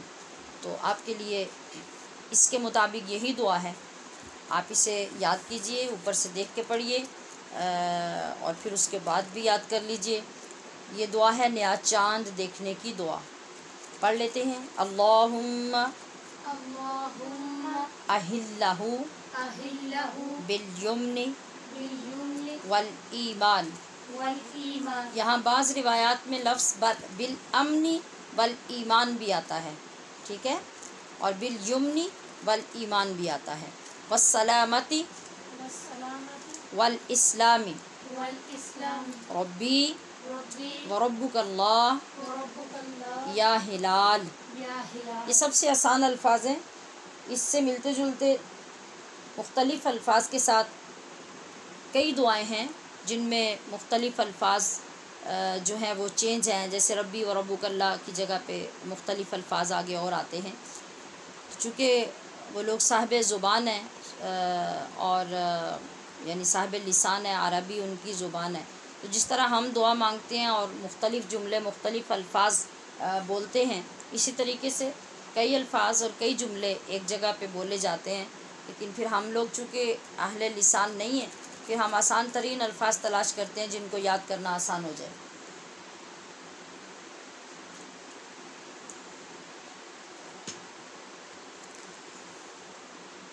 اس کا ترجمہ کیا ہے کہ اے اللہ، اہلہ اس چاند کو بنا دے، بالیمن برکت والا، والایمان اور ایمان والا، والسلامتی اور سلامتی والا، والاسلام اور اسلام والا، ربی و ربک اللہ۔ اب چاند دیکھنے والا چاند کو مخاطب کرتا ہے اور اس کو کہتا ہے کہ اے ہلال، تو بھی اللہ کی مخلوق ہے میں بھی اللہ کی مخلوق ہوں، تجھے بھی اللہ نے پیدا کیا ہے، مجھے بھی اللہ نے پیدا کیا ہے، لہٰذا ربی و ربک اللہ، یا ہلال اے چاند تیرا اور میرا رب اللہ ہی ہے۔ ٹھیک ہے، یہ دعا ہے ہر چاند نکلتے وقت، ہر مہینے کا چاند نکلے، چاند تو خاص طور پہ دیکھنے کی نبی کریم صلی اللہ علیہ وسلم نے تاکید فرمائی، جن کے ساتھ ہمارے آگے حساب ہوتے ہیں اگلے مہینوں کے، اس وجہ سے، اور ان چاندوں کو دیکھنا بھی باعث اجر و ثواب ہے۔ جیسے عیدوں کے چاند ہیں، شعبان کا چاند اس لیے کہ آگے رمضان کے چاند کا حساب رہے، اور خود رمضان المبارک کا چاند محرم کا چاند ہے، اور یہ دونوں جو عیدین ہیں ان کے چاند ہیں، تو ان چاندوں کو دیکھنے کا بھی اجر و ثواب ہے۔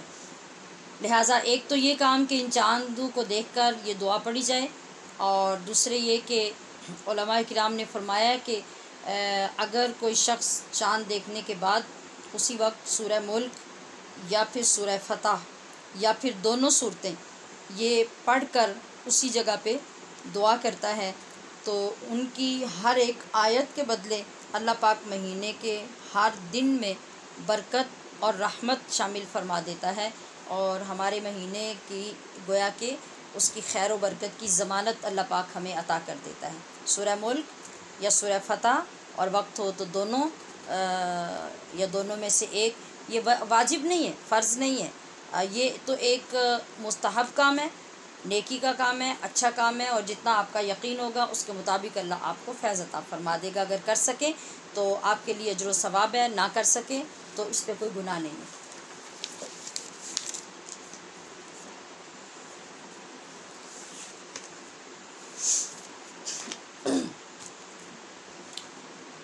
تیسرا پورشن ہمارا حصۃ الفقہ ہے، اور اس کے بارے میں آپ کو کل کام دے دیا گیا تھا کہ آپ نے رمضان المبارک والا زکوٰۃ کے متعلق جو بیان تھا وہ سننا تھا، اور میں نے تاکید بھی کی تھی۔ میں یہ نہیں پوچھوں گی کہ آپ نے سنا ہے کہ نہیں، میں نے آپ کے لیے لازم قرار دیا تھا کہ آپ کا وہ کام ہے، آپ کے سبق کا حصہ ہے، اور آپ نے لازمی سننا ہے۔ اگر آپ نے ابھی بھی نہ سنا ہو تو اب بھی آپ کے اوپر وہ پابندی لازم ہے، آپ کو وہ سننا ہے، تب آپ کا یہ سبق مکمل ہوگا، اور ایک بہت امپورٹنٹ رکن جو اسلام کا ہے آپ اس کو سیکھ سکیں گے۔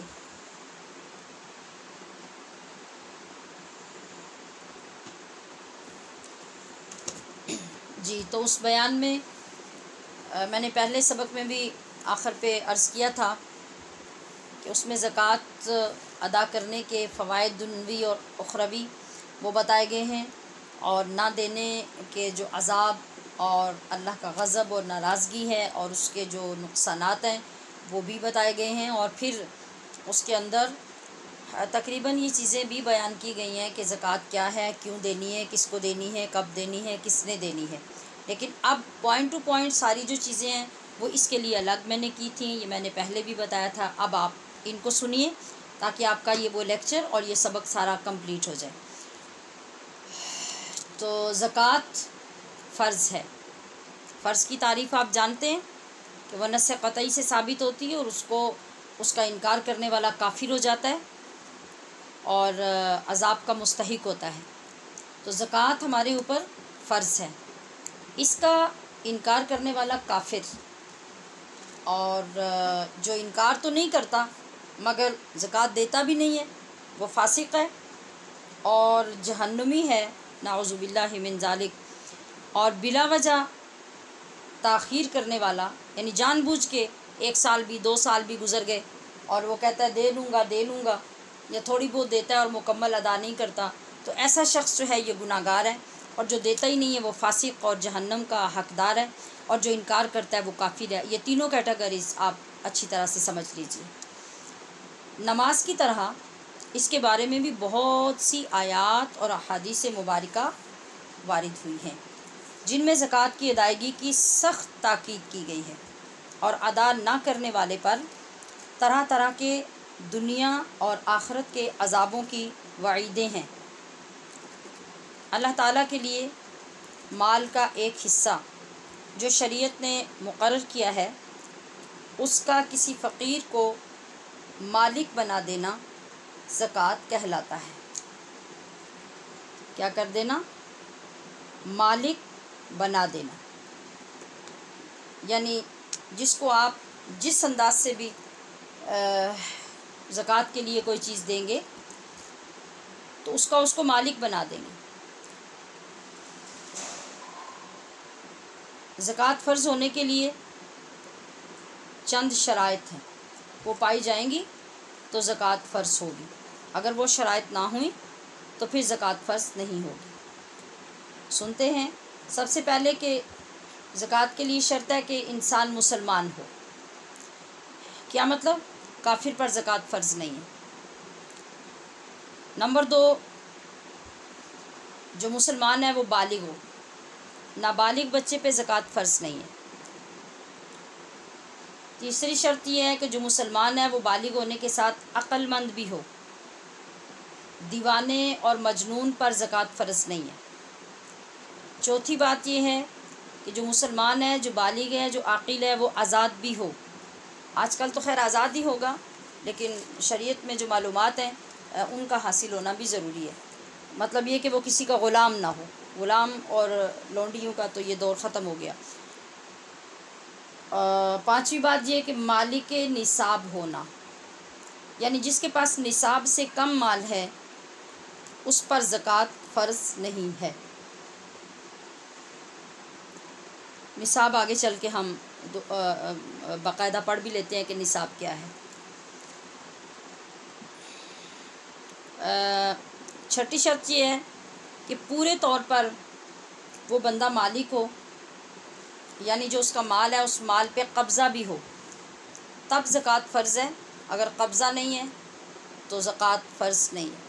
مثلا کوئی پراپرٹی ہے، اس کا کچھ جھگڑا چل رہا ہے، اس پہ کسی اور نے قبضہ کیا ہوا ہے، یا کہیں گروی رکھی ہوئی ہے، یا کوئی بھی ایسی ٹریجڈی کو مسئلہ ہو گیا، جیسے شیئرنگ تھی، زیادہ حصے تھے، ان کا فیصلہ نہیں ہوا، وہ ابھی تک اس کا ایک جھگڑا چل رہا ہے، تو اس طرح کے جو معاملات ہیں جب تک وہ جو پراپرٹی یا مال یا پیسہ جو کچھ بھی ہے وہ اس سب پہ جب تک وہ قابض نہیں ہوگا مالک جو ہے، اس وقت تک اس پہ زکوٰۃ فرض نہیں ہوگی۔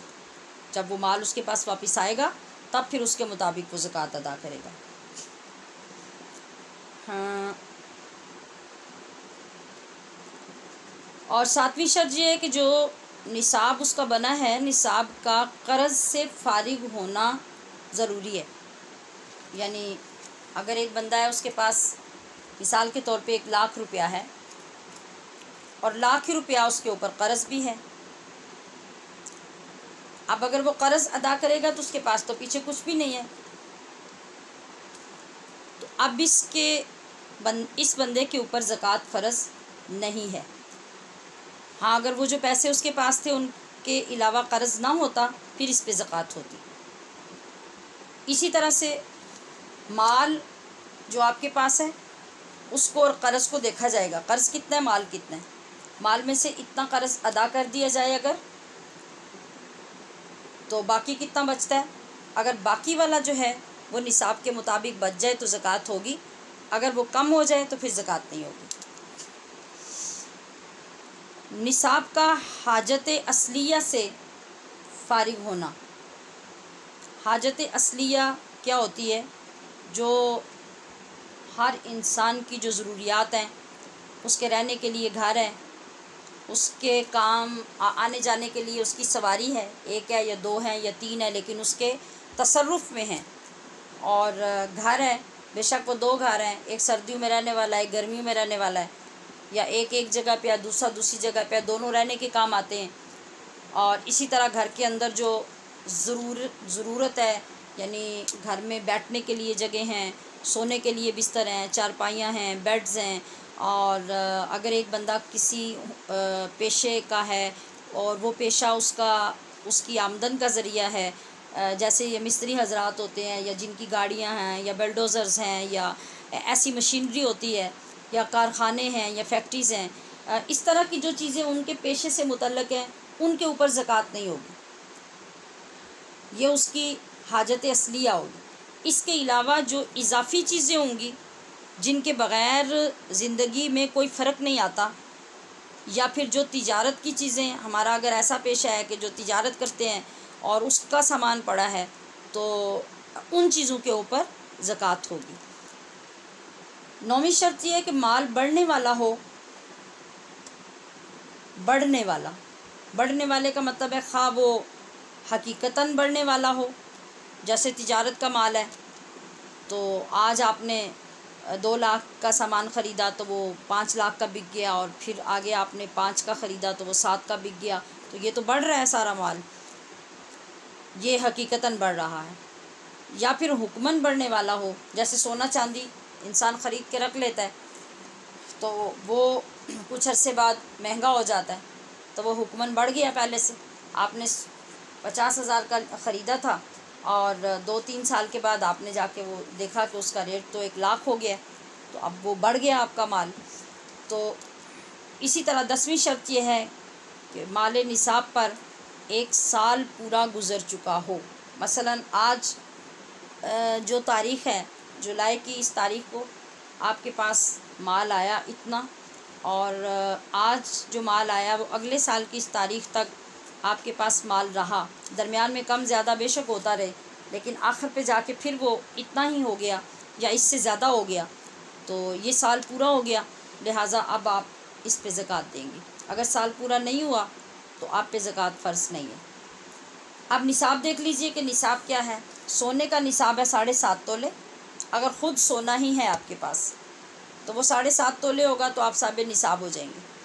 اگر چاندی ہے کسی بھی صورت میں تو چاندی 52.5 تولے ہوگی، تو وہ چاہے برتن ہیں اس کے یا پھر زیورات ہیں یا ویسے چاندی پڑی ہے، اسی طرح سونا ہے، تو ان ساری چیزوں پر اتنا وزن ہونے یا اس سے زیادہ ہونے پر زکوٰۃ لگے گی۔ زکوٰۃ کتنی ہے کہ جتنی بھی مطلب 52.5 تولے چاندی ہے یا 7.5 تولہ سونا ہے، آپ ان میں سے زکوٰۃ ادا کرنا چاہیں تو 7.5 تولے کا 40واں حصہ کروا لیں اور 52.5 تولے کا 40واں حصہ کروا لیں تو وہ زکوٰۃ ہوگی۔ اور اگر آپ ان سونے اور چاندی سے زکوٰۃ نہیں دینا چاہتے، پھر آپ اس کی موجودہ قیمت لگوائیں بازار سے کہ آپ جب ان کو بیچیں تو یہ کتنے کی بکیں گی، تو وہ قیمت لے کے اس کا 40واں حصہ پھر آپ پیسے سے زکوٰۃ بھی ادا کر سکتے ہیں۔ یہ تو ہے سونے چاندی کی زکوٰۃ۔ حدیث پاک میں 2 عورتیں حضور صلی اللہ علیہ وسلم کی بارگاہ میں حاضر ہوئیں، ان کے ہاتھوں میں سونے کے کنگن تھے۔ آپ نے ارشاد فرمایا تم ان زیورات کی زکوٰۃ ادا کرتی ہو؟ عورتوں نے کہا نہیں۔ فرمایا پھر ان زیوروں کی زکوٰۃ ادا کرو، کیا تم یہ پسند کرتی ہو کہ اللہ تمہیں آگ کے کنگن پہنائے؟ تو زیورات کے علاوہ سونا چاندی کی جو چیز بھی ہوگی، میں نے پہلے عرض کیا کہ ان سب پہ زکوٰۃ فرض ہوگی۔ اور اس کے علاوہ جو پیسہ ہوگا تو پیسے کا وہی حساب ہوگا کہ ان سب کو جمع کریں، پیسے کو جمع کریں، ان کی رقم لگوائیں، اور یہ ساری رقم جتنی بنے گی ٹوٹل میں سے 40واں حصہ آپ کے ذمہ زکوٰۃ ہوگی۔ جن زیورات کی مالک عورت ہوگی، خواہ وہ میکے سے لائی ہو یا سسرال نے اسے زیورات کا مالک بنایا ہو، تو ان کی زکوٰۃ عورت کے ذمہ ہوگی۔ اور جن زیورات کا مالک شوہر ہے اور عورت کو صرف پہننے کے لیے دیے ہیں، جیسے میں نے اس بیان میں بھی یہ بیان کیا ہوگا کہ جو لوگ صرف شادیوں پہ دکھاوے کے لیے دلہنوں کو زیور ڈال دیتے ہیں اور پھر لے کے رکھ لیتے ہیں، اور یا تو بعد میں پھر تھوڑا تھوڑا سارے بیٹوں کی بیویوں کو دے دیتے ہیں یا پھر وہ دیتے ہی نہیں ہیں، تو ایسی صورت میں عورت پر زکوٰۃ دینا فرض نہیں ہے، وہ جو مالک ہے وہی دے گا، اور اگر مالک عورت ہے تو پھر عورت خود دے گی، پھر وہ انتظار نہیں کرے گی کہ شوہر دے یا مجھے سسرال والے پیسے دیں یا میکے والے دیں، پھر وہ خود ذمہ دار ہے۔ اگر اسے کوئی دے ہدیتاً تو الگ بات ہے، نہیں دے تو پھر چاہے وہ زیور بیچ کر اپنی زکوٰۃ دے یا پیسے لے کر دے یا قرض لے کر دے، جو مرضی کرے، اس کو زکوٰۃ ادا کرنا ہے۔ اگر زیورات اور اگر سونے کے زیورات تھوڑے ہوں، چاندی کے بھی تھوڑے ہوں، تو دونوں کو ملا کر دیکھا جائے گا ان کی قیمت کو کہ اس قیمت سے کون سا نصاب پورا ہوتا ہے، چاندی کا یا سونے کا۔ تو جو بھی نصاب پورا ہو جائے گا اس کے مطابق زکوٰۃ ادا کی جائے گی۔ اور اگر زیورات اور نقدی مطلب تجارت کا مال ہے اس کی بھی قیمتیں لگوائی جائیں گی، جن کو سال ہو گیا ہے، پیسے ہیں وہ بھی جمع کیے جائیں گے، سونے چاندی کی قیمت پوچھ کے وہ بھی جمع کی جائے گی، کوئی مشینریز وغیرہ آپ کے پاس تجارت کی پڑی ہیں جو آپ بیچتے خریدتے ہیں ان کی بھی قیمتیں لگیں گی۔ ہر وہ چیز جو آپ کی پراپر استعمال کی نہیں ہے اور جو آپ کی ضروریات زندگی نہیں ہے، آپ نے اپنی ایک فضول انجوائمنٹ کے لیے یا تجارت کے لیے رکھی ہوئی ہیں، ان سب کی قیمتیں جمع ہوں گی اور پھر ان ٹوٹل میں سے 40واں حصہ زکوٰۃ دی جائے گی۔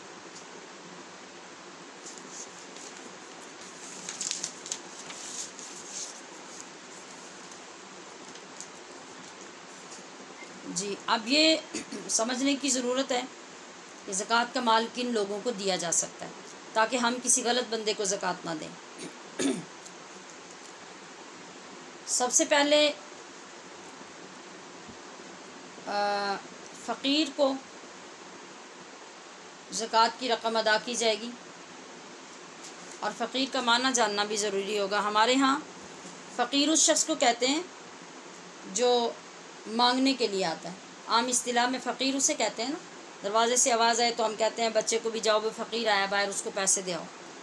تو شریعت میں فقیر وہ نہیں ہے، شریعت میں فقیر وہ شخص ہے کہ اس کے پاس کچھ مال ہے، وہ اپنا گزارا کر رہا ہے زندگی کا، مگر نصاب کے برابر نہیں ہے، اور اب اس کی کوئی اشد ضرورت ہے جس کو پورا کرنا چاہتا ہے اور اس کے پاس کوئی اور سورس نہیں ہے، تو ایسے بندے کو ہم زکوٰۃ دے کر اس کی مدد کر سکتے ہیں۔ اس کو شریعت میں فقیر کہا جاتا ہے، جو صاحب نصاب نہ ہو اور نصاب سے کم اس کے پاس مال ہو اور اس کی کسی ضرورت کو پورا کرنے کے لیے اسے زکوٰۃ کی ضرورت ہے۔ دوسرا، مسکین کو زکوٰۃ دی جا سکتی ہے۔ مسکین وہ شخص ہوتا ہے جس کے کھانے کے لیے غلہ نہ ہو اور پہننے کے لیے ٹھیک طرح سے کپڑا نہ ہو، یہ شریعت میں مسکین ہوتا ہے۔ یہ تو لازمی بات ہے کہ فقیر سے بھی زیادہ مستحق ہوگا۔ تیسرے وہ بندہ ہے جو قرض دار ہے، یعنی وہ شخص کے جس کے ذمہ قرض ہے اور قرض ادا کرنے کی اس کے پاس کوئی صورت نہ ہو، تو زکوٰۃ کی رقم دے کر اس کی مدد کی جا سکتی ہے۔ چوتھی بات کہ مسافر جس کے پاس سفر کی حالت میں مال نہ رہا، اپنے گھر میں وہ بے شک امیر رئیس ہو، لیکن سفر میں اس کے ساتھ ٹریجڈی ہو گئی، اس کا مال کسی نے چرا لیا، ڈاکو نے چھین لیا، گر گیا، بیمار ہو گیا، زادِ راہ ختم ہو گیا، ان ساری صورتوں میں اس کو سفر کی حالت میں جتنی ضرورت ہو اس کے مطابق زکوٰۃ کی رقم سے اس کی مدد کی جا سکتی ہے۔ ساتواں یہ کہ جو عامل ہے، یعنی وہ شخص جس کو بادشاہ اسلام نے زکوٰۃ اور عشر جمع کرنے کے لیے مقرر کیا ہو، جس کی یہ ڈیوٹی ہو، تو ایسے بندے کو زکوٰۃ دی جا سکتی ہے۔ وہ تو زکوٰۃ لینے کے لیے مطلب اس کی ڈیوٹی ہے اور وہ لے گا تو اس کو دی جا سکتی ہے۔ اس کے بعد غریب، مجاہد، یعنی جس پہ جہاد فرض ہے، وہ جہاد کی تیاری کرنا چاہتا ہے، اس کے پاس سورسز نہیں ہیں، مال نہیں ہے، تو اس شخص کی مدد کرنا تاکہ وہ جہاد کا سامان تیار کر سکے اور اللہ کی راہ میں جہاد کر سکے، اس کو بھی زکوٰۃ دی جا سکتی ہے۔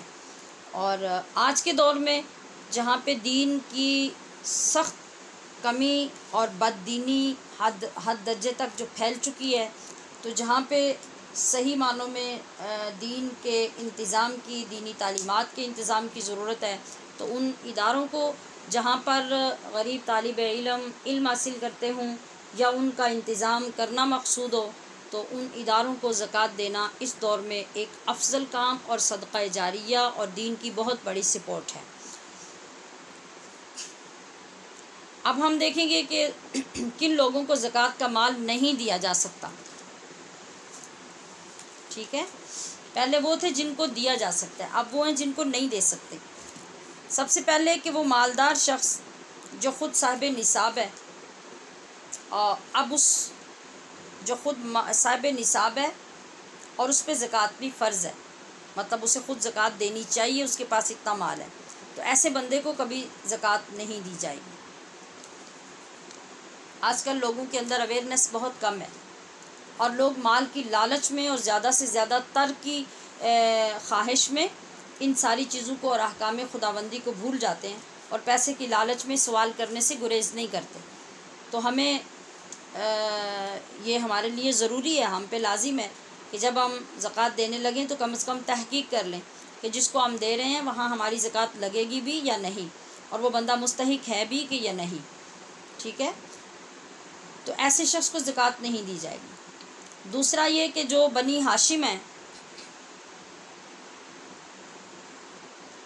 جو نبی علیہ الصلوۃ والسلام کا خاندان ہے بنو ہاشم، وہ 5 لوگوں کی اولاد جس کو بنو ہاشم کہا جاتا ہے، ان میں سے جس کی بھی اولاد ہوگی اس کو زکوٰۃ نہیں دی جائے گی. اس لیے نہیں دی جائے گی کہ ان کے تقدس اور ان کی عزت کی وجہ سے، ان کے احترام کی وجہ سے ان خاندان کے لوگوں کو زکوٰۃ نہیں لگتی. یعنی حضرت علی کی اولاد، حضرت جعفر کی اولاد، حضرت عقیل کی اولاد، یہ تینوں بھائی ہیں، حضرت علی، حضرت جعفر، حضرت عقیل، اور حضرت عباس اور حضرت حارث، یہ دونوں حضور صلی اللہ علیہ وسلم کے چچا ہیں. یہ حضرت عبد المطلب کی اولاد ہیں اور وہ حضرت ابو طالب کے بیٹے ہیں. ان سب کی جو اولادیں ہیں آگے، جس کی بھی اولاد سے آگے اولاد چل رہی ہے، ان کو زکوٰۃ کا مال دینا جائز نہیں ہے. اور اس کے علاوہ اپنی اصل اور فروع، اصل کیا ہوتی ہے؟ اصل ہوتی ہے جس سے انسان پیدا ہوا ہوتا ہے، یعنی جو اس کے والدین ہوتے ہیں وہ اصل ہیں. اور فروع کون ہے؟ جو بندے کی اولاد میں شامل ہیں. یعنی اصل جڑ ہوتی ہے اور فروع جو ہیں وہ شاخیں ہوتی ہیں. تو جڑ جو ہوتی ہے وہ بندے کے ماں باپ ہوتے ہیں، اور فروعات جو ہیں یعنی شاخیں وہ بندے کی اولادیں ہوتی ہیں. سمجھ آ گئی؟ تو یہ اصطلاح ہے شریعت کی. اصل اور فروع یعنی ماں باپ سے اوپر تک یہ اصل ہوں گے سارے. جیسے ماں کی ماں، اس کی ماں، اس کی ماں، اس کی ماں، باپ، پھر اس کا باپ، پھر اس کا باپ، یہ سگے جو رشتے ہیں، جو بھی جتنے بھی زندہ ہیں، ان میں سے کسی کو آپ زکوٰۃ نہیں دے سکتے. ٹھیک ہے؟ اسی طرح اولادیں، بیٹی، اس کی بیٹی، اس کی بیٹی، اس کی بیٹی، جتنی بھی آگے تک اولادیں موجود ہیں، ان میں سے کسی کو کسی کو زکوٰۃ نہیں دے سکتے جو سگی اولاد ہیں. ایسے بیٹے کی، پھر آگے بیٹے کا بیٹا یا بیٹی، پھر اس کی بیٹی یا بیٹا، پھر اس کی بیٹی یا بیٹا، کسی کو بھی آپ زکوٰۃ نہیں دیں گے، یہاں زکوٰۃ آپ کی نہیں لگے گی. اور اس کے بعد شوہر اپنی بیوی کو اور بیوی اپنے شوہر کو بھی زکوٰۃ نہیں دے سکتی. آپ سوچ رہے ہوں گے کہ بھئی وہ ایک دوسرے کو زکوٰۃ کیوں دیں گے؟ وہ اس طرح دیں گے کہ بعض اوقات ایسا ہوتا ہے کہ بیوی کے پاس اپنی پراپرٹی، زیورات، پیسہ، یا تو یہ کہ بیوی خود جاب وغیرہ کرتی ہے، یا اس کا کوئی بزنس ہے، یا ماں باپ کی طرف سے اس کو پراپرٹی دی گئی ہے، یا زیورات زیادہ دیے گئے ہیں، تو وہ اس کی اپنی ملکیت میں ہے نا. تو شوہر جو ہے، شوہر کی کوئی اچھی ملازمت نہیں ہے، نوکری نہیں ہے، کوئی پراپرٹی نہیں ہے، کوئی اس کے پاس بینک بیلنس نہیں ہے، اور جاب لیس ہے، یا کوئی بھی مسئلہ ہے، تو ظاہری بات ہے کہ اب بیوی جو ہے وہ صاحب نصاب ہوگی اور شوہر صاحب نصاب نہیں ہوگا. تو بیوی نے اپنی زکوٰۃ تو دینی ہے. تو وہ یہ کہے کہ بھی میرے شوہر کے اپنے پاس کوئی چیز نہیں ہے، اس کی جاب بھی نہیں ہے، اس کے پاس اخراجات کے لیے سامان بھی نہیں، تو میں اس کو زکوٰۃ دے دوں تو وہ نہیں دے سکتی. اور اسی طرح اگر اس ایک آدمی کی بیوی جو ہے وہ انتہائی کمزور ہے، اس کی اپنے پاس کوئی پراپرٹی نہیں، کوئی زیورات نہیں، کوئی کچھ نہیں، صاحب نصاب نہیں، تو شوہر جو ہے وہ مالدار ہے، وہ کہے کہ میں بیوی کو دے دوں تو وہ بھی نہیں دے سکتا. مالدار کے نابالغ بچے کو زکوٰۃ نہیں دی جا سکتی. ایک بندہ مالدار ہے اور اس کے بچے جو چھوٹے ہیں وہ غریب ہیں، ان کو وہ خرچہ ورچہ نہیں دیتا یا کچھ نہیں ہوتا، تو ان کو جب تک وہ اس کی کسٹڈی میں یا اس کی زیر کفالت ہیں تو ان کو زکوٰۃ نہیں دی جا سکے گی. کیونکہ جو باپ ہے، باپ کے ذمے ان کے اخراجات ہیں اور وہ اس نے کرنے ہیں، لہٰذا ان کو زکوٰۃ نہیں دی جائے گی. جبکہ بالغ اولاد جو ہے وہ اس کی ذمہ داری سے پھر نکل جاتی ہے. اگر وہ غریب ہیں اور باپ ان کا بے شک امیر ہو اور اب ان کا پرسان حال کوئی نہیں ہے تو ان کو زکوٰۃ دی جا سکے. کسی کافر کو، مرتد کو، بد مذہب کو، ان کو بھی زکوٰۃ نہیں دے سکتے. اب ضروری نوٹ یہ ہے کہ زکوٰۃ ادا کرنے میں یہ ضروری ہے کہ جس کو زکوٰۃ دی جائے اسے زکوٰۃ کا مالک بنایا جائے. یہ وہ لفظ میں نے پہلے بھی استعمال کیا، اس پہ توجہ کیجئے کہ مالک بنانے کا مطلب ہے کہ اس کو اختیار ہو کہ وہ رقم یا سامان جیسے چاہے اپنے استعمال میں لا سکے. ٹھیک ہے، یعنی زکوٰۃ لینے والے کا مالک ہونا ضروری ہے. بعض اوقات ایسا ہوتا ہے کہ ہم کہتے ہیں جی چلیں ہم غریبوں کو کھانا کھلا دیں، اور دیگیں پکائیں اور سارے غریبوں سے کہا کہ آ کے کھانا کھا لیں، اور وہ پیسے زکوٰۃ کے خرچ کر دیے کہ زکوٰۃ میں سب کو کھانا کھلا دیا جائے. اب جب اس طرح سے آپ بٹھا کے ان کو کھانا کھلائیں گے تو آپ کی زکوٰۃ ادا نہیں ہوگی. ہاں یہ ہو سکتا ہے کہ آپ ان کو پارسل بنا کے دے دیں کہ وہ جا کے لے جائیں، وہ جا کے فروخت کریں، کسی کو کھلائیں، خود کھائیں، جو مرضی کریں. اس صورت میں تو اس کے کھلانے سے زکوٰۃ ہو جائے گی. اب جب آپ نے دے دیا تو وہ مالک بن گیا. اسی طرح سے باقی چیزیں جو ہیں ان کا بھی آپ کو مالک بنانا. آپ غلے سے زکوٰۃ ادا کریں، پیسے سے کریں، کپڑوں سے کریں، قیمتی سامان سے کریں، جو بھی چیز ہو وہ اس کو دے دی جائے، اب وہ جانے اور اس کا کام جانے، تو آپ کی زکوٰۃ تب ادا ہوگی. البتہ اگر کوئی بندہ فقیر یا مسکین سفید پوش ہے اور وہ اس کے باوجود زکوٰۃ نہیں لیتا، تو آپ کو یہ بتانا ضروری نہیں ہے کہ یہ زکوٰۃ کے پیسے ہیں. آپ کی نیت زکوٰۃ ادا کرنے کی ہونی چاہیے، چونکہ آپ تو اس کو مالک بنا ہی رہے ہیں، دے رہے ہیں، تو پھر بتانا ضروری نہیں ہے تاکہ اس کی عزت نفس مجروح نہ ہو. آپ اس کی عزت نفس کا خیال رکھتے ہوئے اس کو یہ کہہ سکتے ہیں کہ یہ میری طرف سے آپ کے لیے ہدیہ ہے، تحفہ ہے، جو بھی ہے. دل میں آپ ارادہ رکھیں کہ میں یہ زکوٰۃ ادا کر رہی ہوں، تو چونکہ وہ زکوٰۃ کا مستحق ہے لہٰذا آپ اسے بتائے بغیر بھی دیں گے تو زکوٰۃ لگ جائے گی. البتہ اگر کسی دارالعلوم میں، کسی کے کفن دفن میں، رفاع عامہ کے کسی کام میں اور کسی چیز کو وقف کرنے کے لیے ڈائریکٹ زکوٰۃ کی رقم خرچ نہیں کی جا سکتی.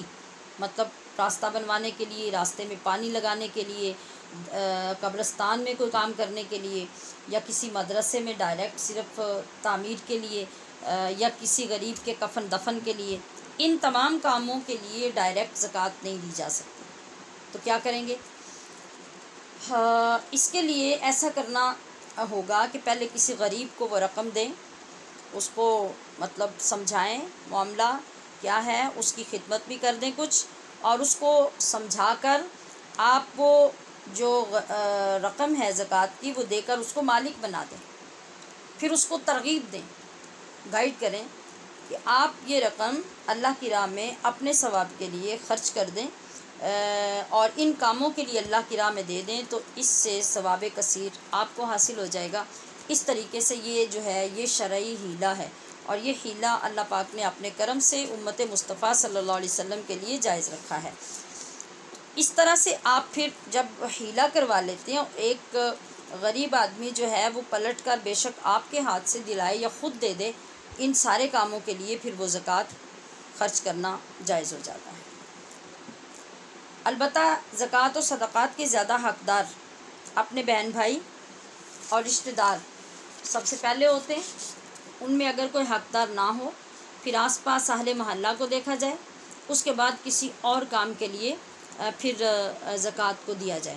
اگر علاقے میں دین سیکھنے والے غریب طالب علم ہوں اور دینی تعلیم کا انتظام بھی اپنے علاقے میں نہ ہو، یا کسی دوسری جگہ پہ ضرورت ہو، شدید ضرورت ہو، جس طرح سے آج ہم جس ماحول سے گزر رہے ہیں یہاں پہ اشد ضرورت ہے کہ دین کی طرف لوگوں کو مائل کر کے ان پہ خرچ کیا جائے. جو لوگ دین کے لیے خرچ کرنے کے لیے تیار نہیں ہوتے ان کو یہ سہولت دی جائے، اور پھر ان غریب بچوں کو سپورٹ کرنا یہ بہت افضل ہوگا. جب آپ کسی غریب کو اس کے اخراجات کے لیے ڈائریکٹ زکوٰۃ کی رقم دے دیں گے تو اس صورت میں وہ ادا ہو جائے گی.